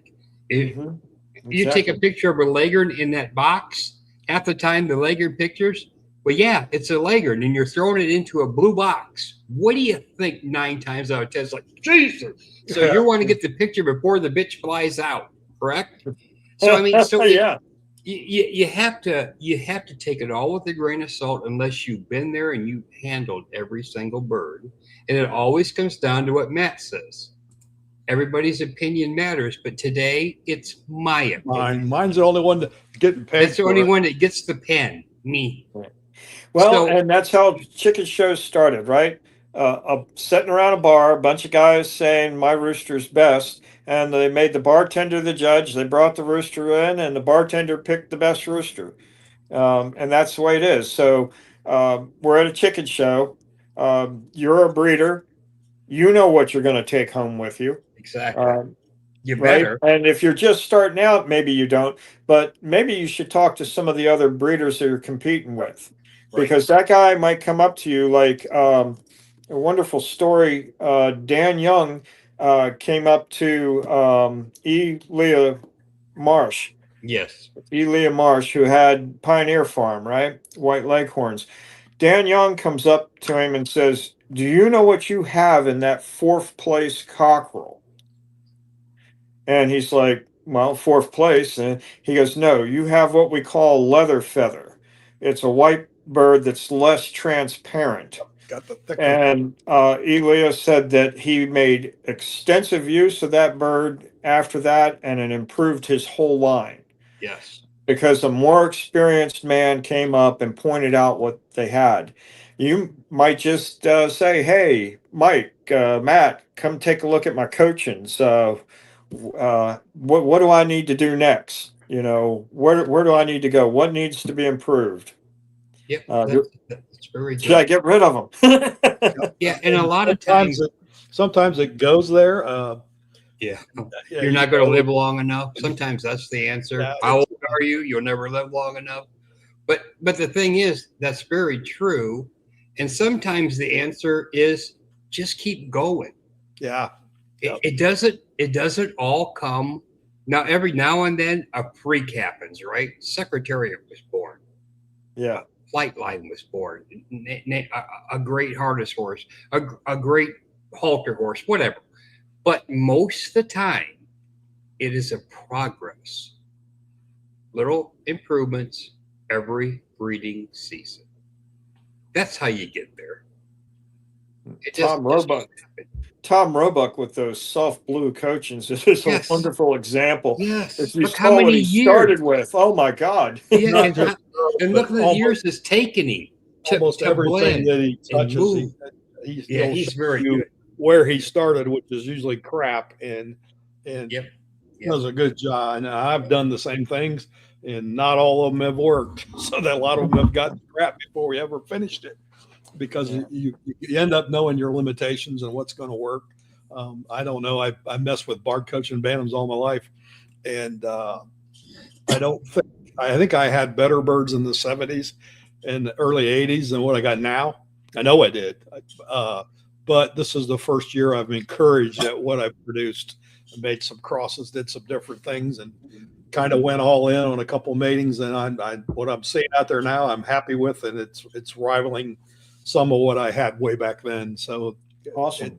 It can come back to. It's just we always talk about all these rare pattern breeds and all this. The reason they're rare is because nobody wanted to put the time into them. And that's right. Was a demand.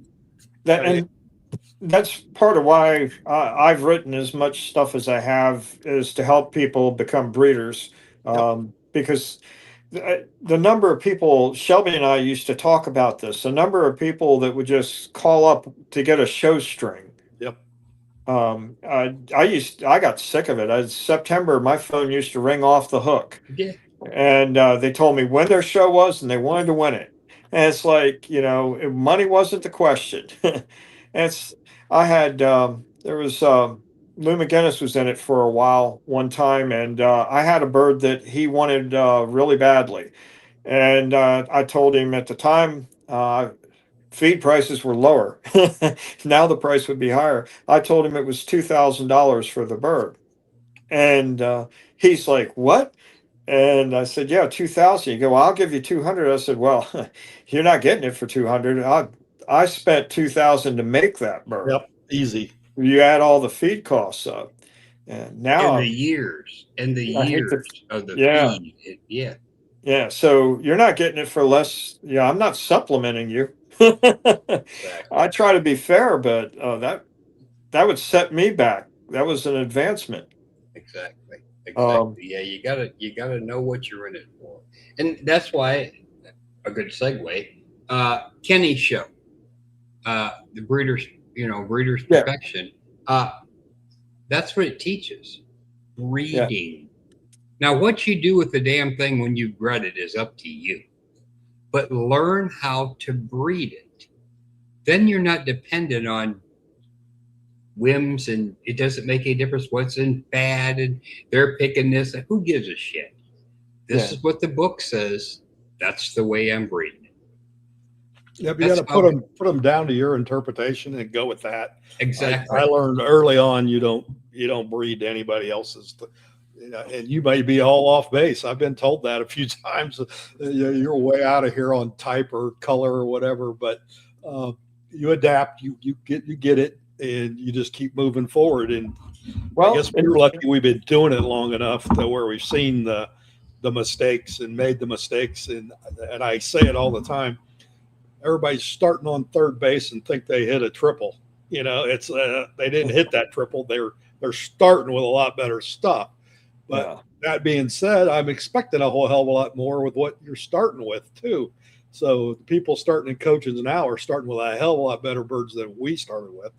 And their goal is to just keep them as good as what they got. And that tends to be a problem nowadays. Well, because how many people just want to say, I have this. I have great black cochins. I have great brown leghorns. Did you make them? How many years have you put into it? Exactly. And, for some people, like kids in 4-H, they're not going to have a decade or 2 decades to put into it yet. So they're going to get the best start they can. But really, I mentioned some of the things that I do from this point forward. Here's the thing that I remember every day when I go out there, and I'm sure that's Ashley Shell. Or Shaw. She puts the work out. You can see it in her birds. There are others. John Miles, you see his birds. Tim Ballinger, you see his birds. There's a reason why, like Tom Kernan and Mary, their birds. There's a reason why these people are always at the top in their breed or variety. And it's because they don't wait till the day before the show to see what they've got. And they've been working at it all along. I gave a timetable. If your show's not in November or October, November, but it's in September or something like that, move it back. Yeah. If your show's in January, move it the other way by a month. All these things, but you need to get out there every day and put the work in, because by golly, if you're competing at the top of your breed, the other guy is, or the other gal is. I think last week Kirk said it best back when they were in White Rock. Bantams and largefowl used to be some horrible classes to be competing in. I know, I was there, but and he didn't want to get up and clean pens on Saturday morning, and he's thinking like he's laying in bed, what's Shelby doing? What's Hugh Barnett doing? What's these guys doing? They're up cleaning their pens. So that kind of motivates you when you're in those kind of classes. And I know you guys in the brown leghorns have the same kind of camaraderie and classes where anybody can win any given weekend with what they've got. And it's just the leghorns. I mean, that's like Jeff Shank. You'll get by. You'll have best brown. There stands Jeff with a white female. Yep.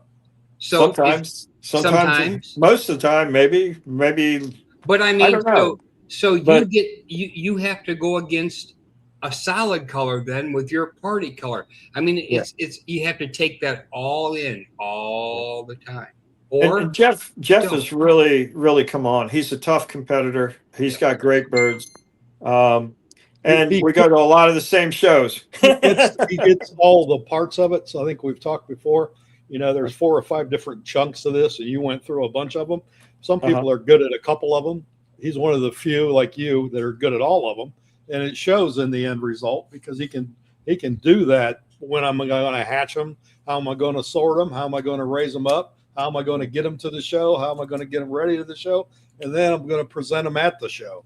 And those people are rare, but those are the people you need to watch and go get as mentors like you did with Mr. Holmes.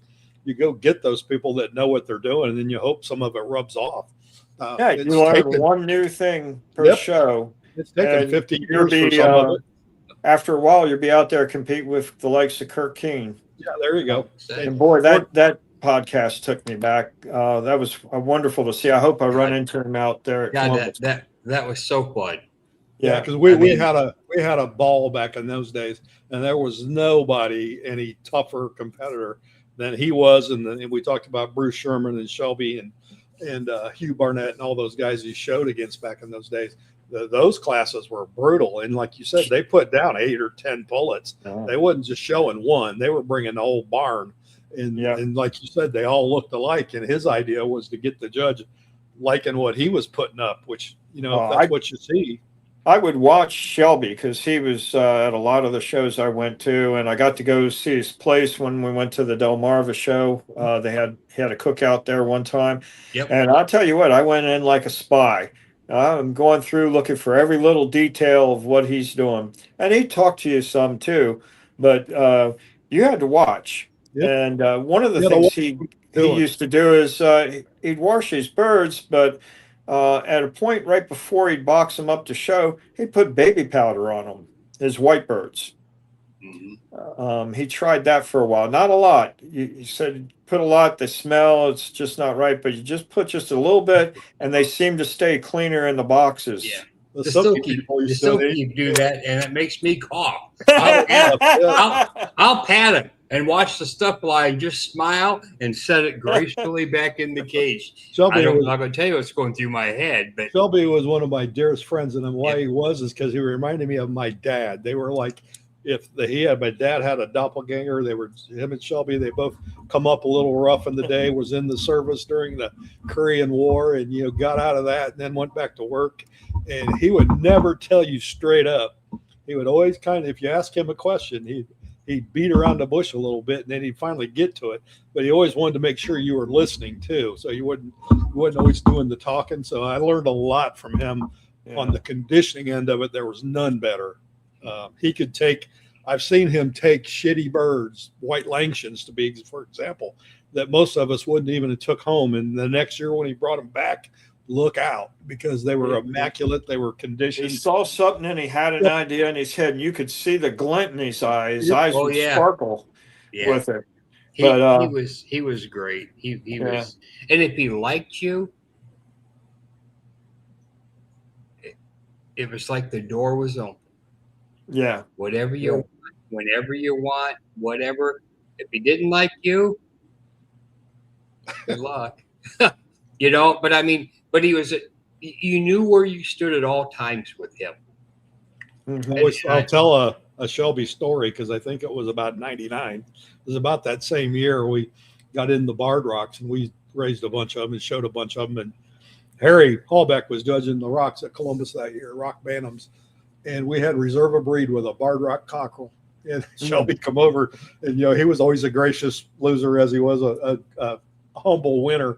But he come over there. What do you think, Matt? I said, well, I'm thinking there might be 10 or 20 whites in there better than that barred. But Harry liked that barred today, so he did love a good barred rock, and it took us a while to get up to that point. Yeah, don't ask for the opinion if you don't want to hear the honest truth. Exactly. And but congratulations. we won with a barred rock that probably shouldn't have won, but it did. And that day, and that was all. Well, he should have been best barred. He was a hell of a barred, but whether he was better than the whites, even I was kind of second guessing that. But hey, Harry liked him. That's all. We took it. Harry had the marker. Yeah, we took it, baby. Now I'll tell you, one of the lessons I learned showing under Jeff Hallback that I'll never forget is one time I got a chance to ask him what he thought of a couple of birds. And the very first thing he does is open up the wings and show me every little problem on the wing. That was a painful lesson, so I remembered it. To this day, wings are one of the most important things that I look for: the width of feather, the demarcation, and then the no broken feathers for my birds that are going to show, because I know they're not going to go up front in heavy competition if I got a broken tip. And a good example of that would be like last year at Columbus. There were at least 16 different light brown leghorn pullets out of, I think, 8 or 10, at least 10 breeders that could have taken champion, best of variety and gone wherever after that. I walked the aisle, and it just, if you didn't win, you couldn't feel bad because there were so many good ones there. And Bridget Riddle, she took best of variety out of that group last year. But there were just so many good birds. It's like the old saying with Seabiscuit, won all these races against who? Well, last year, who did Bridget win against? Oh, everybody. that was anybody in Brown Leghorns was there that had quality. So Yep, it's that's right. it's fun to win stuff like that.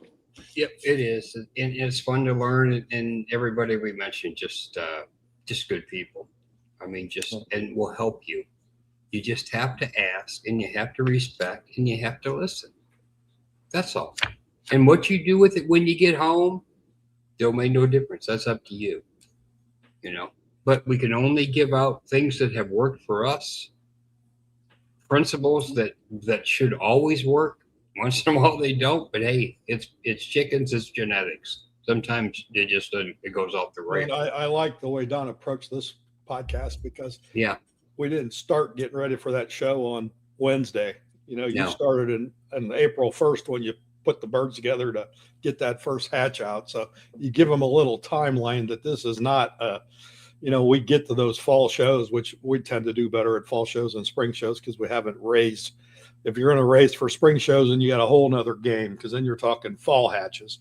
And Yeah. that's a whole nother subject. And some of us are better than that than others. Yeah. But Doc the fall- Kelsey used to hatch all year long. Yep, there's lots of them do Oh, that. Keith LeGrand used to. Keith never shut the. Let me tell you, Jamie Mass doesn't shut the incubator off. He's got one on at all times, so he's always has something, right? Now that would drive me absolutely up Yeah, a that wall, would over burn the me wall, out. and I'm a short guy. I don't know how I'd get over that wall, but I would. I Because- dearly love the first batch of chicks and I dearly Oh. hate the last batch. So it feels good to be done with that process after 50 some years of doing it. And there was years where I drug it on like way too long. And those years just aren't fun for me no more. So I like to have them out in 4 or 5 batches and be done. And then we'll think about it again next year. So I like to be finished with it. Some of them are okay with that perpetual mating. My chicks here, if I hatch them in June, July, August, never finish worth a shit. They just never grow right, never finish right. So it's just a waste of time. I like And that time taking frame. up pen space for the birds that are already going to Yes. amount to something. And I think when you get earlier in the year or later in the fall, you're forcing them out of their natural routine, their natural process to mate every year. That springtime is when they're ready to go. And if you try to do that in the fall and in the winter, you're having to force them too hard, I think sometimes, and it just doesn't work for certain breeds. Yeah, I find now with my March and April hatches, those are my best birds. Yeah. So I just kind of stuck with that over the last few years. Yeah, that's a good way to go.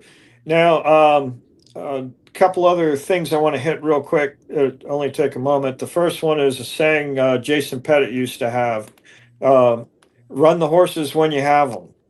Yep. So if you've got a bird that's looking dynamite and you take it out and you show it and you win. And Dick Holmes used to be great for this. He'd come to your place and he'd say, "That bird can win anywhere." And it would. He was an excellent judge, but when your bird is in its peak condition, show it. Or if you have a group of birds, show them. And hit as many shows as you can. That's how a lot of guys get their points to get up through there. But that's when you win. That bird will go out of condition, like especially pullets will sometimes go into a hackle molt, start dropping neck feathers. And so you might have a bird that wins in October, but she's no good in November. Or September, and she's no good in November. And we're lucky Jason's coming back. So he's got a few birds again, and I think you're only lucky if you don't have to compete with him. No, believe me, I know. Or if he's your friend. when Emily was a younger child, she bought a trio of white leghorns from Don Nelson, and that was a different style of leghorn, and that's back when Jason was hot and heavy at it. And she, I think she raised like 40 cockerels that year and maybe 6 pullets. I had cockerels out my ears, so she at the West Central Iowa show one time. She sewed 10 cockerels and beat Jason with the cockerel. And where'd this little kid come from with these birds? And I told her they were Jerry Yao, Ed Ritz line from Don Nelson, and they were a little smaller bird, smaller, just a little different style bird than what we're used to here. And, now, Ed Ritz, he would hatch 30 chicks each year, and he would raise them all in individual cages once they left the brooder stage. So you talk about they would all be in condition. He'd raise all 30, but 4 or 5 of them might not be all that great. But every chicken he had was ready to go. Ready to show. Oh, yeah. He was a showman, man. Yeah. They also your did belly. that with big light Brahmas. So you talk about two extremes. He had big light Brahmas and he had white leghorns at one time. So he had large fowl Brahmas. There's various ways to do it, but it all comes down to the same thing. You have to take the time. Oh yeah, and You have to then, invest you talk the time. like two people there, Jason Pettit and Kirk Keene. Never seen any two exhibitors more intense, more nervous, more. You talk about cage hanging and all bent out of shape at shows. They get all, and sometimes they won, sometimes they didn't, and most of the time they should have.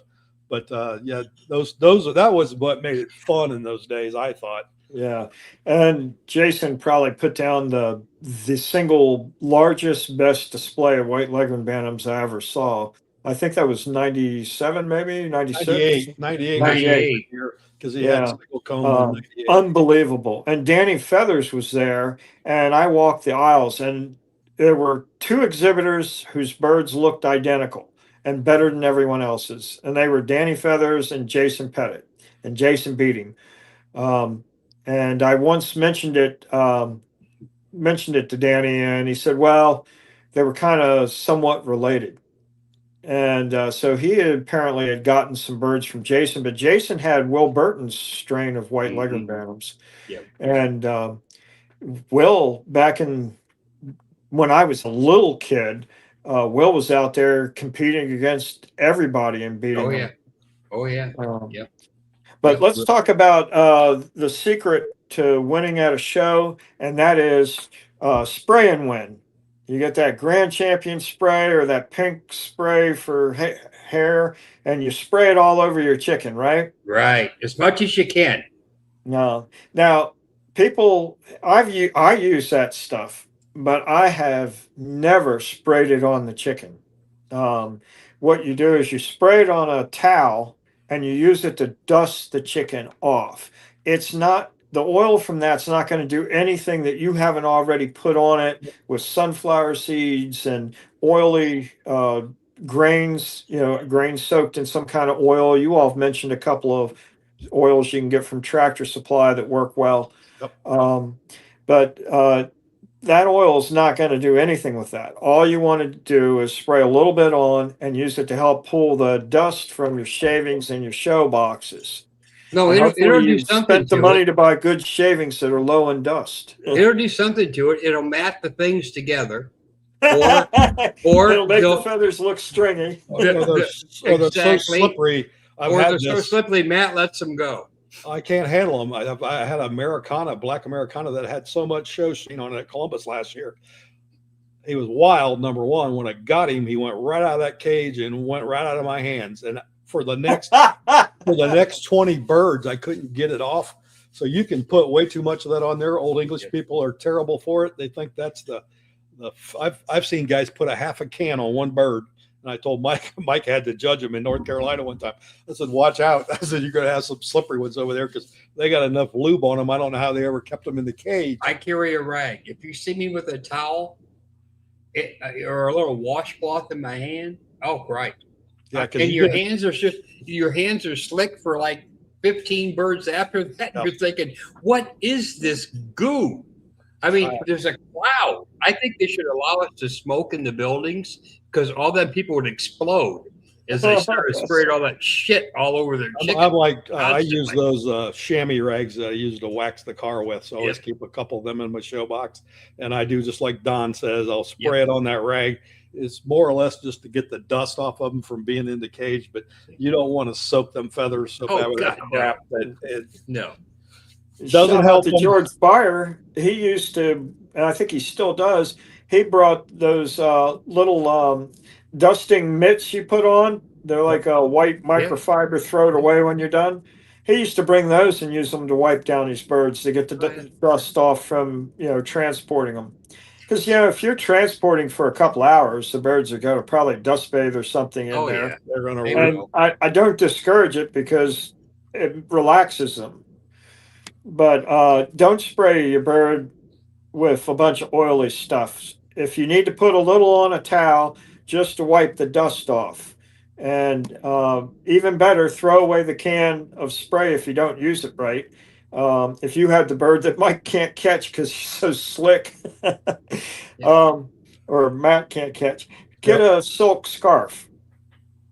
And what you do is you wipe the bird down with a silk scarf, and you can use a silk scarf and maybe even just a little glycerin. If the tips have frayed a little bit, you can work just a little bit of glycerin, just like one drop, work it between some fingers, and just try to work the feather back together, and then take a silk scarf and rub it. You don't want to leave the oil on there. You're No. just using it to get them to bind, maybe get the barbels back together. We used to use silk scarves all the time. I tell you, my favorite to watch to get ready is Bill Wolf. Yep. And nobody's won more than Bill Wolf. And he comes in with two washcloths. One of them he gets damp, and the other one he don't. That's it, brother.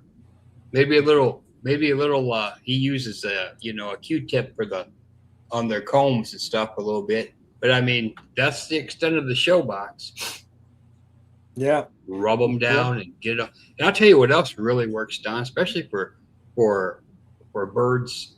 Well, works for all birds except maybe silkies. Your hands. Your hands. Use your hands. Your hands have oil in them. Rub that bird.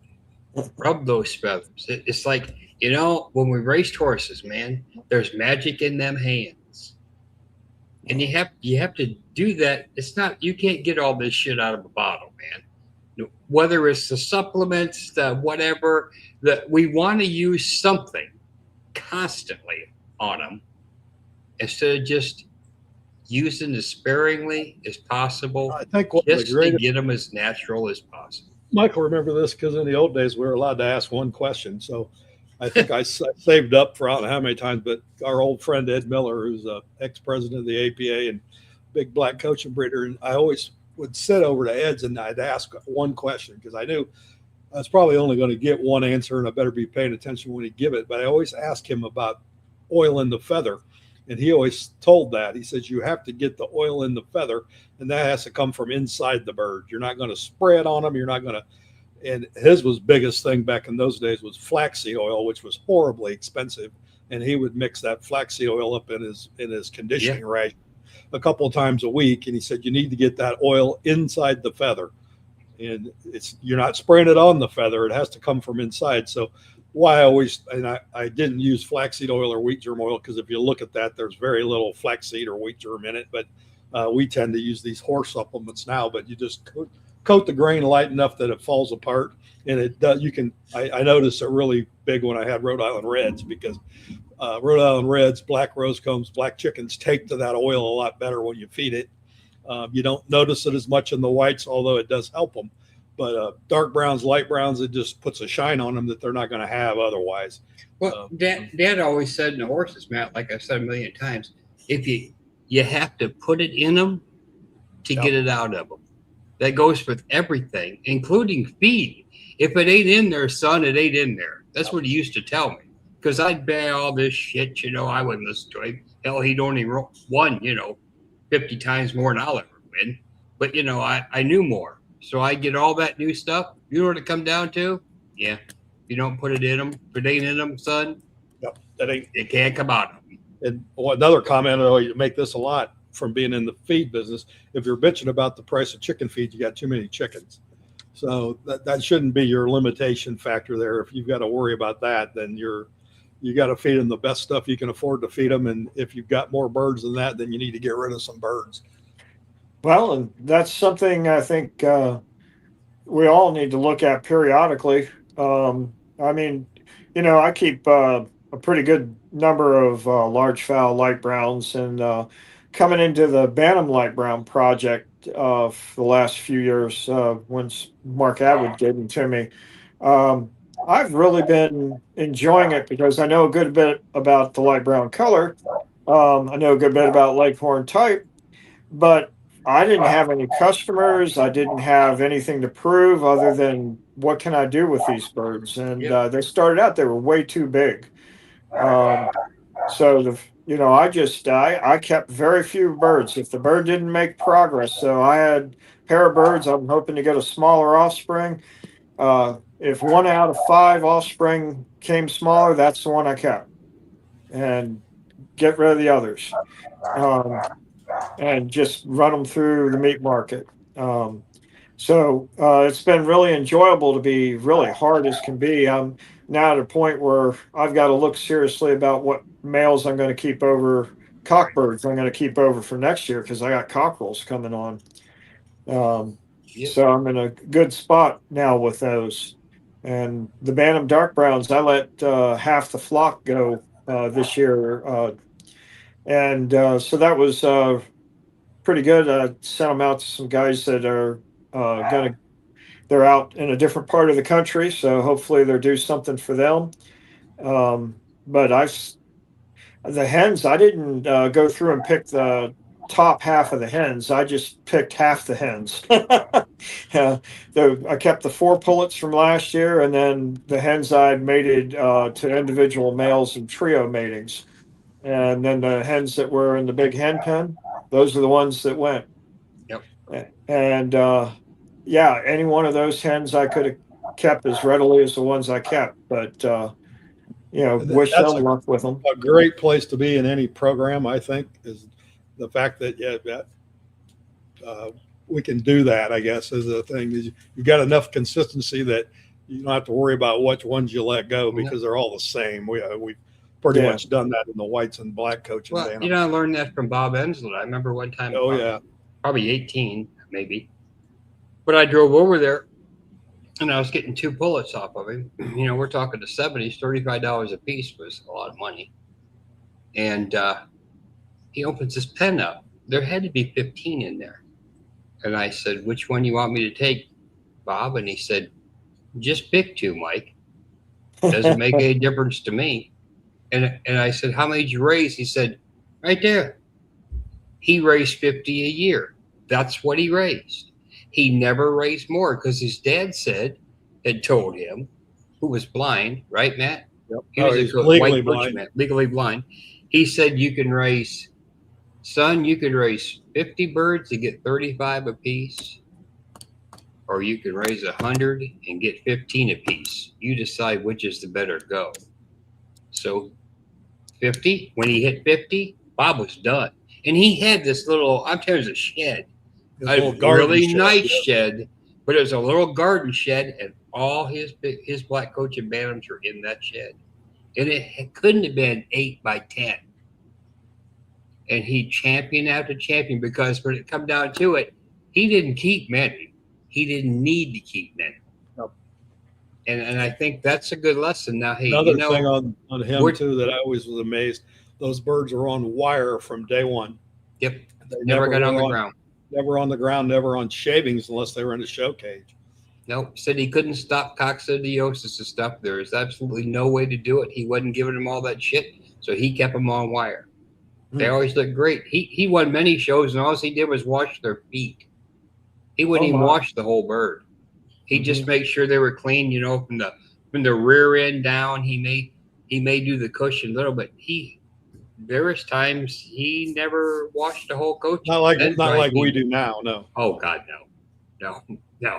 Ours go through the process. I don't think any of them prepared them.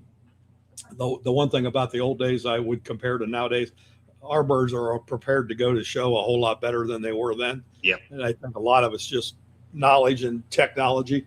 Yep. We're better at it than what they probably were in those days. Well, and I would say, by and large, the bantams are better today than they were back in the 70s and 80s. Except modern the large fowl have kind of slipped. There's still good ones out there, but there used to be a lot more good ones. The numbers have went way down way down in good large fowl. I think it's just logistics.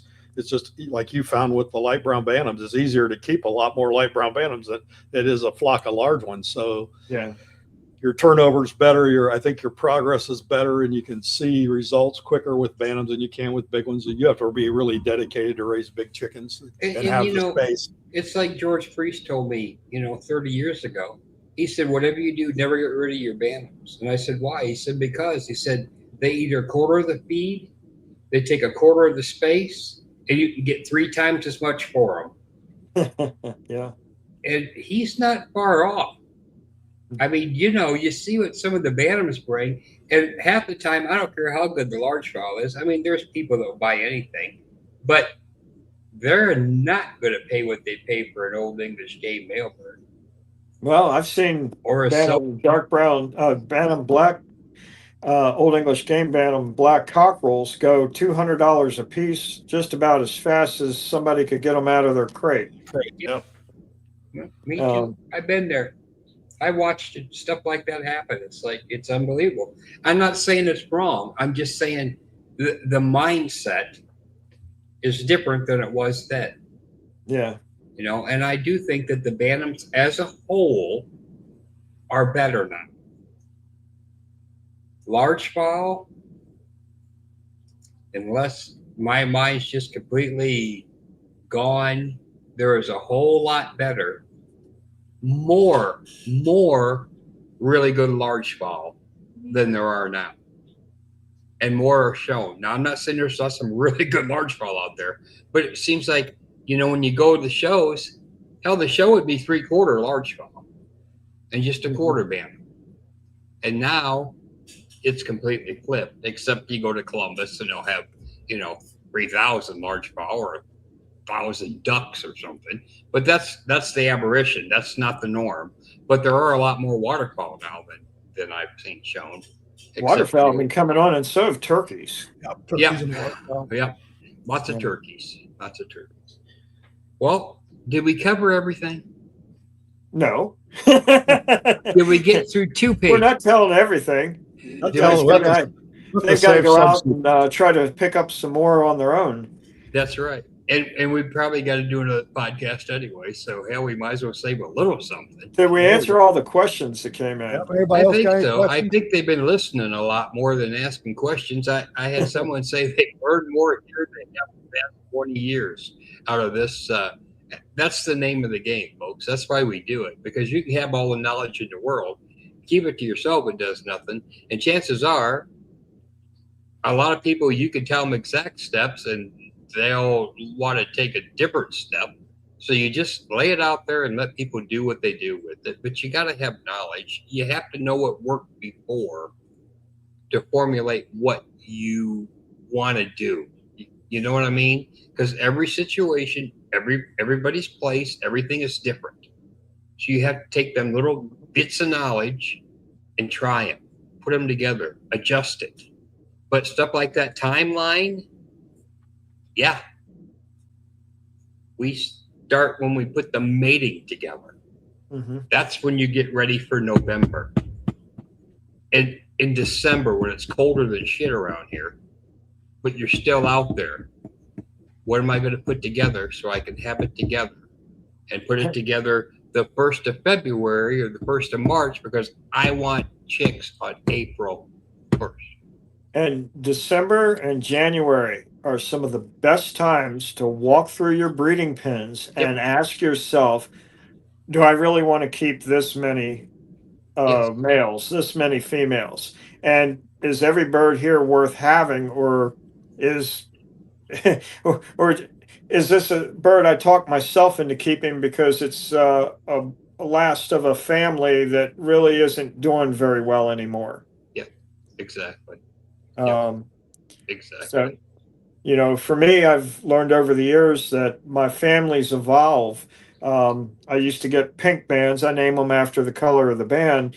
But Mark Atwood used to get birds from me back when I was in North Carolina. He'd try to get a male every year, so make sure he could stay competitive with me along with what he had. And I had the pink family I had created, and I told him I thought that was the future of my line. And that was true up until probably 4 years ago. Now it's the red family, and the red family is red because it shows the most characteristics of the Rhines bloodline. Yeah. I know my birds are basically Stauffer and Rhines in the background, and but I'm seeing more Rhines characteristics coming out. And right now, that's the future of my bloodline. But as I let the pink family is now pretty much gone, I've still got a hen that I use, but I'll use her under a different male. But now I've got the red family, and I've created a new one called the orange family. And that's showing a lot of promise. That's And how you last year, progress. what did I win with? I won with a red family female and an orange family female. Yep, that's a good thing. So it evolves, I guess is what I'm trying to say. Yep. Don't be afraid of evolving, and don't be afraid to say, why am I keeping this bird? Yep. Each one of them has to have a purpose is always my my role. If I don't think I'm going to need it, then it can go. If you're not going to breed it, don't keep it around, I guess is the. And if you're not moving forward, that means you're moving backwards. So Yeah, I mean, and it's truthfully, happened. nothing stands still, and it's happened, and it will happen again. You know, so that, but you have to be smart enough now to realize, oh boy. Yeah. So you have to make yourself move forward. If you get complacent, it doesn't take but a year or two, and you've got crap. It's harder to stay on the top than it is to get there. I think we've said agree. that many times. And Well, I think we probably covered what we could. 2 hours and 16 minutes. We're almost getting into the Paul Monty territory, and that's never a good place to get. Oh no, we got let Paul keep the record. He doesn't get to show as much. Actually, I think it's Nate, aka Hate Reinish, that has the record from Paul. And I don't know if I'd be proud of that or not, but Nate needs something to hang his hat on. But thanks to the 35 of you that are still here that we can see, that's fantastic. I hope you enjoyed the program. Don, as always, wealth of knowledge. I'm glad the thoughts you put into it. There was a great timeline. You're welcome back at any time. We'll see you in Columbus. We do know that. Bingo. I'm looking forward to competing with Matt. Aren't you showing this year? You going to show him, Maddie? The pullets are looking better than the cockerels. I don't know if they're going to make it or not. I'm hoping to have some dark brown. Well, I hope you do. I'd like to see. I'm dreading the idea that you might beat me, but that's got me out there sharpening my axe. I don't think we have great expectations, but I'm in that ugly stage with males right now, and I told him, I said, I got these all cooped up. Don't like none of them yet, but I said, I've got to let them go a little longer. You got to wait till the saddle feathers start to push out and the hackle feathers. Then you'll start to see if you got something. Yeah. Matt used to talk me off the ledge all the time, black Wyandottes. I said, I got 120 of them and I'm going to kill them all. And he'd say, no, just wait another week or two. Just wait another week or two. Man, they would get so white frustrated. layered experience in the big dark browns years ago. I know. You just got to let them grow. And one day I'll walk out there and think, man, where'd those come from? So I hope so. I hope so. I think we got about 35 or 40 out of a pair. I thought that was a good year. I got to tell everybody, every egg hatched. She laid every day for I can't tell you how long. She's finally went into her little break there, but I think she's about ready to start up again. But I don't claim much on the egg production on them. Mr. Holmes built that into them. Yeah, they are better than these are more productive than any Leghorn Bantams I've ever had. And like I said, there's no complaints about anything. These two birds have done well and produced well, and we'll see what happens. I'm to that point where they're growing now, and like you said, I've got the females where they got plenty of room, and the males I think now are all individually penned up. So a couple more breeds I need to. It was a real pleasure that when you wanted a pair, that I thought I knew what you would like, and I thought I knew what might do good for you. So hearing that all worked out, as a breeder is really satisfying. And I've several want lights and darks, and I send them your way because I said they did me a good deal on this, and I got some more birds this fall for your Chanticleer fella out there, so I had a real good deal with them. And I showed a couple F5 cockerels last year, and I was impressed with those two birds really well. They a couple of them have won best of breed, so awesome. Which is saying something to get over the white. So I think and I had Adrienne Blankenship, Don Nelson's friend Now in Adrian, in the day, Adrian had partridge chanticleers that could win best of class AOCCL. I remember them. I judged them. Yeah, she got them from Tom Kane, or Tom got them from Adrian when Adrian had to get out of birds, and I judged Tom several times, and you'd be surprised how many judges didn't even know what they were. Yeah, she offered to give me a start in them, I think, back in 1990, but I didn't have enough pen space for that and the large light browns. I only had a few pens, and I've regretted it ever since. But I remember the Canadian Chanticleer people, they didn't like her because she had better birds than they did. Yep, she did. She had better type birds. That's yeah. And even to this day, if I talk to her, she's still a stickler for type, and she'll tell me what I needed to do. So that's a good thing. We're awesome. If everything goes right, we'll be back on probably next Tuesday. We have we have 2 or 3 people on the line, and we're just trying to get them in. One was a little challenge with the technology, and hopefully we can get him over that. Yep. Well, hopefully our friend, Dan Honor, Dan's been a friend for years and a great breeder, probably not a better collector of old poultry memorabilia, and he's wrote several books that have yet to be published, but they're the books that he's written, I've seen them, they're fantastic. He did one on buffs that's just totally amazing, and there's probably nobody better.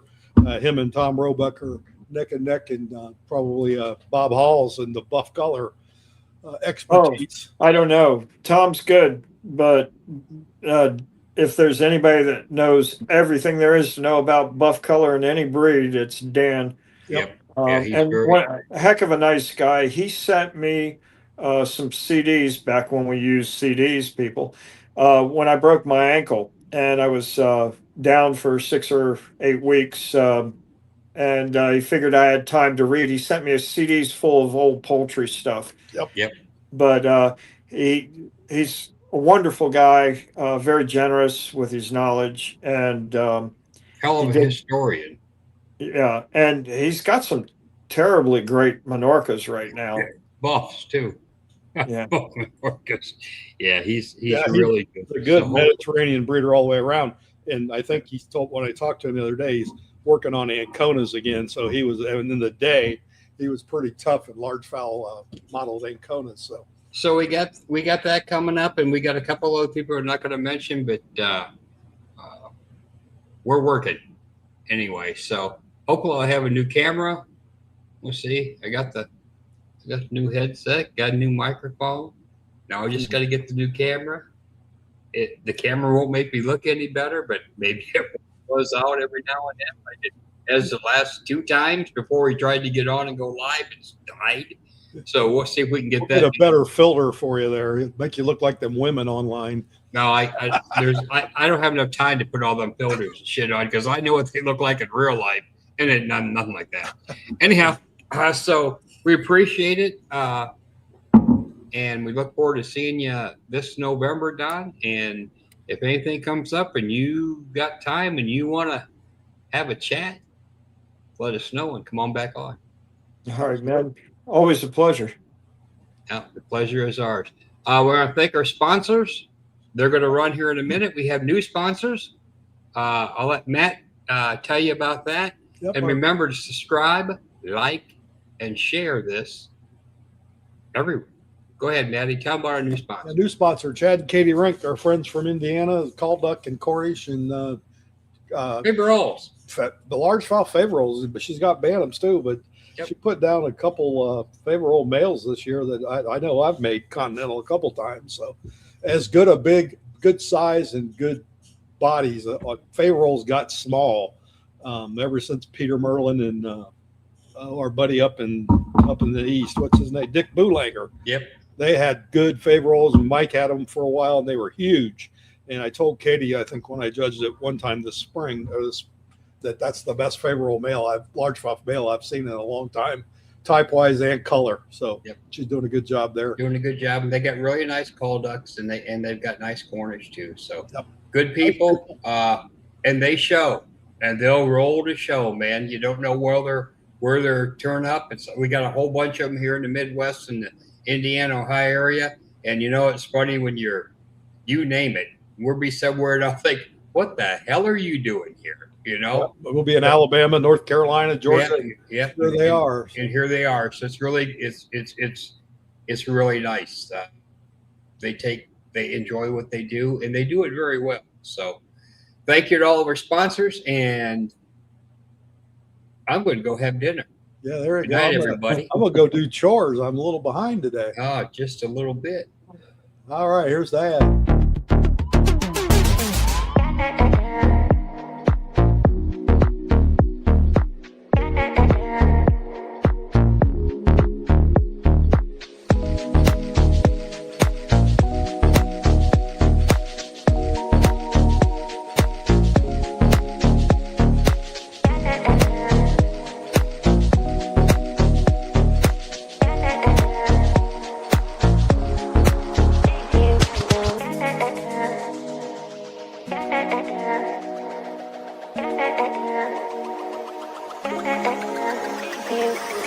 Thank you.